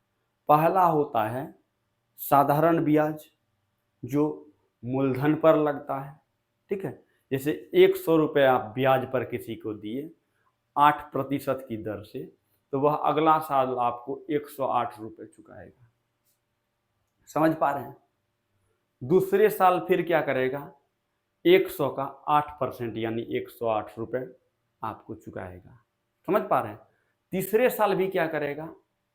100 रुपये का 8% यानी 8 रुपये चुकाएगा। चौथा साल भी 8 रुपये चुकाएगा। यानी अगर हम जो मूल राशि किसी व्यक्ति को दिए रहते हैं केवल उसी पर ब्याज लेते हैं तो वो होता है मूलधन। समझ पा रहे हैं? सॉरी मिस्टेक बोल दिए। अगर हम मूल राशि पर ब्याज लेते रहते हैं हमेशा तो वह हमारा होता है साधारण ब्याज। तो साधारण ब्याज क्या हुआ कि हमने किसी व्यक्ति को 1,000 रुपये मान लिए ब्याज पर दिए हैं, हाँ 2% के दर पे अगर दिए हैं तो पहला साल जिसने आएगा तो 1,000 का 2% जितना होगा केवल उतना रुपये वो मुझे देगा। फिर दूसरे साल 1,000 का 2% ही देगा। तीसरे साल मात्र 1,000 का 2% कैलकुलेट जितना होगा उतने मुझे देगा। ये होता है साधारण ब्याज। जब ब्याज केवल मूलधन पर निर्भर करे और मूलधन पर ही लगे तो उसको क्या बोलते हैं हम? साधारण ब्याज। और चक्रवृद्धि ब्याज क्या होता है इसको समझिए। जैसे देखिए भाषा के तौर पर तो हम आपको समझा दिए। जैसे मान लीजिए कि कोई व्यक्ति 100 रुपये मूलधन के रूप में किसी को दिया, ठीक है, तो पहला साल अगर मान लीजिए 5% के दर से देगा तो मूलधन गुना समय गुना दर बटा 100, तो यानी कितना रुपया दिया? 5 रुपये दिया। कितना रुपया दिया? 5 रुपये, ठीक है। दूसरा साल जिसने होगा फिर 100 रुपये का, पहला साल का 5 रुपये दे दिया, दूसरा साल में फिर अवधि 1 साल का ना है, 365 दिन का ना, फिर 5 रुपये के दर से देगा। फिर कितना ब्याज दिया? तो कहिएगा सर फिर ब्याज दिया 5 रुपये ही, ठीक है। तीसरा साल भी क्या करेगा? 100 रुपये का 365 दिन का कितना देगा? 5% के दर से केवल 5 रुपये। यानी अभी तक में वो ब्याज कितना बार दे चुका है? 3 बार, यानी 15 रुपए ब्याज दे चुका है। अभी तक ये क्या कर चुका है? अभी तक ये 3 बार ब्याज दे चुका है, कुल 15 रुपए दे चुका है। तो ये देखिए 100 रुपया का है ना ब्याज बार बार लग रहा है। तो जब मूलधन पर हर एक बार ब्याज लगे तो उसको क्या कहते हैं हम? साधारण ब्याज। लेकिन अगर बात करें हम चक्रवृद्धि ब्याज की तो ये क्या होता है? देखिए इसको समझिए, चक्रवृद्धि ब्याज हम समझा दे रहे हैं, ठीक है। देखिए चक्रवृद्धि ब्याज क्या होता है? ब्याज पर जब ब्याज लगता है उसको चक्रवृद्धि ब्याज कहते हैं। जैसे समझिए कोई व्यक्ति क्या किया कि मूलधन के रूप में किसी को दिया, मूलधन के रूप में मान लीजिए दिया कितना? 1000 रुपये, 1000 रुपये दिया। और दर कितना दिया है? तो कहिएगा दर दिया है मान लीजिए 5%। क्या साल के लिए दिया है? समय कितना साल के लिए दिया है? समय दिया है 3 वर्ष के लिए। इसमें क्या होता है? देखिए दोनों में अंतर आपको समझा देते हैं। होता क्या है? वहां साधारण ब्याज था, यहाँ पर क्या है? चक्रवृद्धि ब्याज है। सॉरी, हम 100 रुपये ही क्यों नहीं मान ले, चलिए अलग ही मान लिए, कोई दिक्कत। तो देखिए चक्रवृद्धि ब्याज की अगर हम बात करें, भाई समझना, चक्रवृद्धि ब्याज की अगर हम बात करें तो देखिए ये भी एक तरह का साधारण ब्याज है। होता क्या है कि चक्रवृद्धि ब्याज में हम ब्याज पर भी ब्याज देते हैं, समझ पा रहे हैं? ब्याज पर ब्याज देने की क्रियाकलाप या घटना को हम चक्रवृद्धि ब्याज कहते हैं। तो मूल रूप से पहले वर्ष में चाहे आप साधारण ब्याज कैलकुलेट करें या फिर आप कैलकुलेट करें चक्रवृद्धि ब्याज, दोनों सेम ही होता है। लेकिन दूसरे वर्ष से फर्क पड़ना स्टार्ट हो जाता है। जैसे देखिए पहला वर्ष के लिए क्या करेगा इंसान? पहला वर्ष के लिए क्या करेगा? क्या ब्याज देगा? पहला वर्ष के लिए क्या करेगा? देखिए मूलधन है 1000 रुपये, पहला वर्ष के लिए 1 यूज करेंगे, मूलधन गुना समय गुना दर है 5, बटे है कितना? 100, 0 से 0 कट गया, यानी ब्याज कितना हुआ? 50 रुपये, ठीक है। तो चक्रवृद्धि ब्याज में होता क्या है कि ये जो ब्याज 50 रुपये है ना, ये मूलधन में जुट करके फिर से मूलधन बना लेता है। तो पहला वर्ष जिसने बीता, तो पहला वर्ष में देखिए मूलधन कितना है यहाँ पर? तो कहिएगा 1000। लेकिन जिसने पहला वर्ष खत्म हुआ तो ब्याज कितना बन चुका है? 50 रुपये। अब दूसरा वर्ष के लिए मूलधन हो जाएगा, दूसरा वर्ष के लिए मूलधन होगा, दूसरा वर्ष के लिए मूलधन क्या हो जाए? दूसरा वर्ष के लिए मूलधन हो जाएगा कितना पता है? 1000 ई प्लस 50 रुपये, यानी 1050 रुपये अब मूलधन का काम करेगा। फिर समय कितना? फिर समय 1 साल के लिए। समय कितना? देखिए 3 साल है ना, तो 3 साल में 1 साल यहाँ पर खत्म हुआ, 1 साल खत्म हो गया, 1 साल खत्म हो गया। अब फिर दूसरे साल में घुस रहे हैं, तो फिर समय कितना दिन का है? 1 साल का है, ठीक है। दर कितने है? 5%। दर कितना है? 5%। देखिए अब क्या होगा? तो जिसने आप आइएगा ब्याज कैलकुलेट करिएगा, इंटरेस्ट जिसने आप कैलकुलेट करेंगे नहीं यहाँ पर भी, तो देखिए पहले कितना का ब्याज लगता था? 1000 का। अब ब्याज लगने लगा 1050 का। था भाई देखिए एक बार मूलधन है, उसमें फिर ब्याज जुटा, ब्याज जुट करके फिर नया मूलधन बना, अब फिर इस पर ब्याज लग रहा है। इसका मतलब अब मूलधन का काम क्या कौन करेगा? 1050 गुना समय गुना दर बटे 100। अब जब आप कैलकुलेट करेंगे तो देखिए 5000, देखिए कितना हो जाएगा? 1050 5000, 50 5 250, 5250, ये हो जाएगा 5250 और बटे में 100, यानी ये कट जाएगा 1 अंक के बाद, यानी 52.5। अब ब्याज देखिए 52.5 रुपये लग गया। देखिए पहला साल में जो आपको ब्याज लगा है, भाई समझना, पहला साल में जो ब्याज लगा है आपको 50 रुपये लगा। सुन भाई, पहला साल में ब्याज 50 रुपये लगा और दूसरा साल में जो ब्याज लग गया कितना लग गया? 52 रुपये 50 पैसे। इसका मतलब ये 2 रुपये 50 पैसा ब्याज किसका बढ़ा है पता है? 2 रुपये 50 पैसा जो ब्याज बढ़ा है मूल रूप से इस 50 रुपये का ब्याज बढ़ा है, समझे ना। तो दूसरा वर्ष कितना ब्याज देना पड़ेगा? 52.5 रुपये ब्याज देना पड़ेगा। और तीसरे वर्ष में जिसने घुसेंगे, देखना तीसरा वर्ष का मूलधन अब क्या होगा पता है? तीसरा वर्ष का मूलधन होगा तीसरा वर्ष का मूलधन क्या होगा पता है? तीसरा वर्ष का मूलधन हो जाएगा, भाई मेरे देखना, तीसरा वर्ष का मूलधन क्या हो जाएगा? देखिए, क्योंकि अब देखिए तीसरा वर्ष का जो मूलधन हो जाएगा, तीसरा वर्ष का मूलधन हो जाएगा पुराना मूलधन प्लस है 50 रुपए, ये प्लस है 52.5 रुपए। नहीं समझे आप? नहीं समझे? यानी तीसरे वर्ष के लिए जो मूलधन का काम करेगा, 1000 रुपया मूलधन तो उसका है, ये है, संगे संग है 50 रुपए और संगे संग है 52 रुपए। यानी अब की बार जो मूलधन का काम करेगा 1050 प्लस 50 यानी 1102 रुपये 50 पैसा। 1100 सैकड़ा हजार, 1102 लिखना है ना, 1102 रुपये 50 पैसा। अब देखिए यार कहाँ से लगे, 1102 ही करना, 1102 रुपये 50 पैसा। ठीक है, अब मूलधन का काम ये कर रहा है, समय फिर कितना साल हुआ? समय फिर रहेगा 1 साल और दर कते है 5%।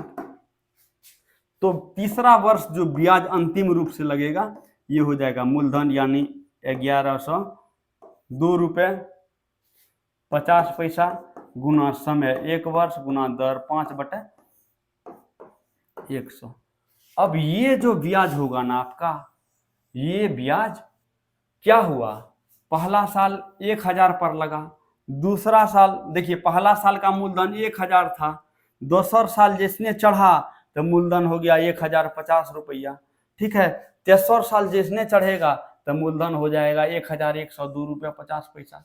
तो क्या हो रहा है, ब्याज पर भी ब्याज नहीं लग रहा है। यहाँ जो 50 रुपये बना था इस पर ब्याज लग के 52 रुपये हुआ, 2 रुपये 50 पैसा एक्स्ट्रा ब्याज लगा। अब इस पर इस 2 रुपये 50 पैसा पर और संगे संग 50 रुपये पर भी फिर ब्याज लगेगा, यहाँ आएगा। तो इसी ब्याज को हम कहते हैं, कौन सा ब्याज? इसी को कहते हैं हम चक्रवृद्धि ब्याज। ठीक है, तो वैसे चक्रवृद्धि ब्याज इसमें चैप्टर नहीं है, लेकिन हम आपको बेसिक कॉन्सेप्ट समझाने के लिए ऐसा कर दिए। आप इसको भी उतार लीजिएगा ध्यान से।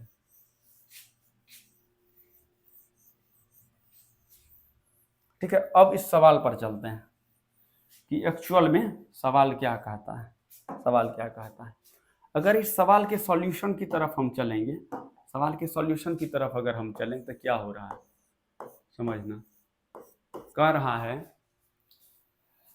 कि प्रथम वर्ष लिखेंगे यहाँ,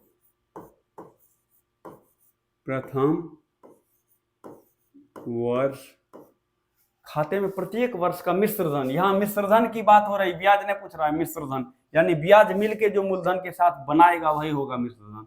तो प्रथम वर्ष का मिश्रधन क्या होगा? देखिए प्रथम वर्ष का मिश्रधन क्या होगा? प्रथम वर्ष का जो मिश्रधन होगा जिसको आप पहला पद कहेंगे, ये पहला पद कैसे बनेगा? पहला पद बनेगा ब्याज, ठीक है, अब प्लस मूलधन से। अरे भैया मिश्रधन मूलधन प्लस ब्याज होता है ना जी। तो पहला वर्ष का जो ब्याज और मूलधन होगा वही मिलके मिश्रधन बनाएगा। तो पहला वर्ष क्या होगा? देखिए पहला वर्ष में कितना है, कह रहा है 10,000 की राशि, तो लिखेंगे 10,000 मूलधन है, 10,000 सैकड़ा, 1000 10,000 मूलधन गुना समय यानी पहला वर्ष और गुना दर कितने है 8%, तो कितने हो गया 20 कट गया, यानी पहला वर्ष 800 रुपये क्या हो गया ब्याज हो गया। पहला वर्ष क्या हो गया ब्याज 800 रुपये। एक सेकेंड आप लोग कंफ्यूज कर जाइएगा, थोड़ा सा रुकिए। पहला वर्ष क्या हो जाएगा ब्याज, सॉरी, तो ब्याज है 10,000, समय है 1 वर्ष, दर है 8 बटे है ई ब्याज हुआ। अब मूलधन कितना है भाई 10,000, 10,000 यानी पहला पद यही बनाए सैकड़ा हजार, सैकड़ा हजार 10,000, पहला पद का निर्माण ये करेगा। ठीक है, तो ई दोनों जीरो से ई दोनों जीरो कट जाएगा, तो 800 यानी 10,800 बनेगा। नहीं समझे? यानी पहला पद कैसे बनेगा? मिश्रधन की अगर हम बात करें तो पहला साल जिसने खत्म होगा, जैसे मान लीजिए 1 जनवरी को पैसा दिया, 1 जनवरी 2025 को पैसा दिया, 1 जनवरी 2026 को ये कितना बन जाएगा? 10,800। यानी पहला साल जो मिश्रधन बनेगा उसका ब्याज सहित मूलधन को मिश्रधन बोलते हैं। पहला साल जो ब्याज सहित मूलधन मिलेगा उसको 10,800 मिलेगा। क्योंकि पहला वर्ष जो है वो क्या किया, पहला वर्ष जिसने खत्म हुआ तो पहला वर्ष का ब्याज प्लस मूलधन मिला करके मिश्रधन 10,800 हुआ। अब दूसरा साल क्या होगा? अब दूसरा साल देखिए क्या होगा। अब देखिए दूसरा साल के लिए फिर क्या है, बेचारा को क्या करना पड़ेगा दूसरा साल। अब लिखेंगे दूसरे वर्ष मिश्रधन क्या होगा? दूसरे वर्ष मिश्रधन क्या होगा? दूसरे वर्ष का मिश्रधन क्या होगा, जिसको आप क्या बोलेंगे? A2 आप बोलेंगे, जिसको वो क्या होगा? तो भाई पहले साल का मिश्रधन प्लस ब्याज, देखिए पहले साल का मूलधन प्लस ब्याज बना के क्या करेगा? मूलधन प्लस ब्याज बना करके मिश्रधन बनाएगा और दूसरे साल इस मिश्रधन पर ब्याज चलेगा। यानी क्या हो जाएगा यहां पर, फिर ये मिश्रधन क्या बन जाएगा? मूलधन।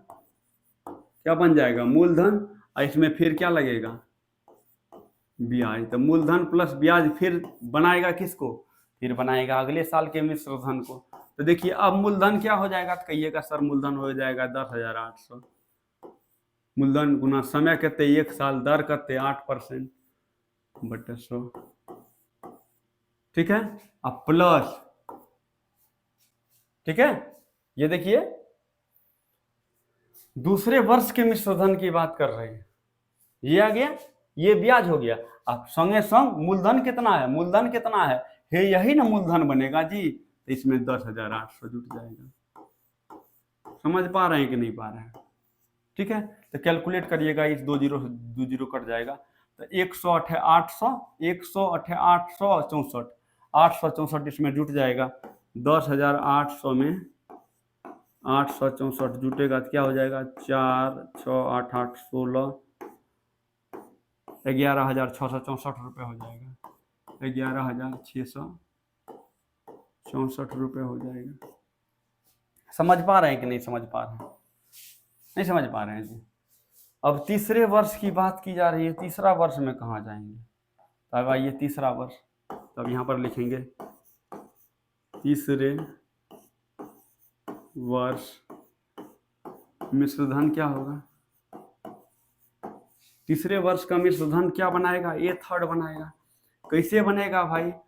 ये सारा का सारा जो है ना 11,664 रुपये ये मूलधन का काम करेगा। ये बन जाएगा मूलधन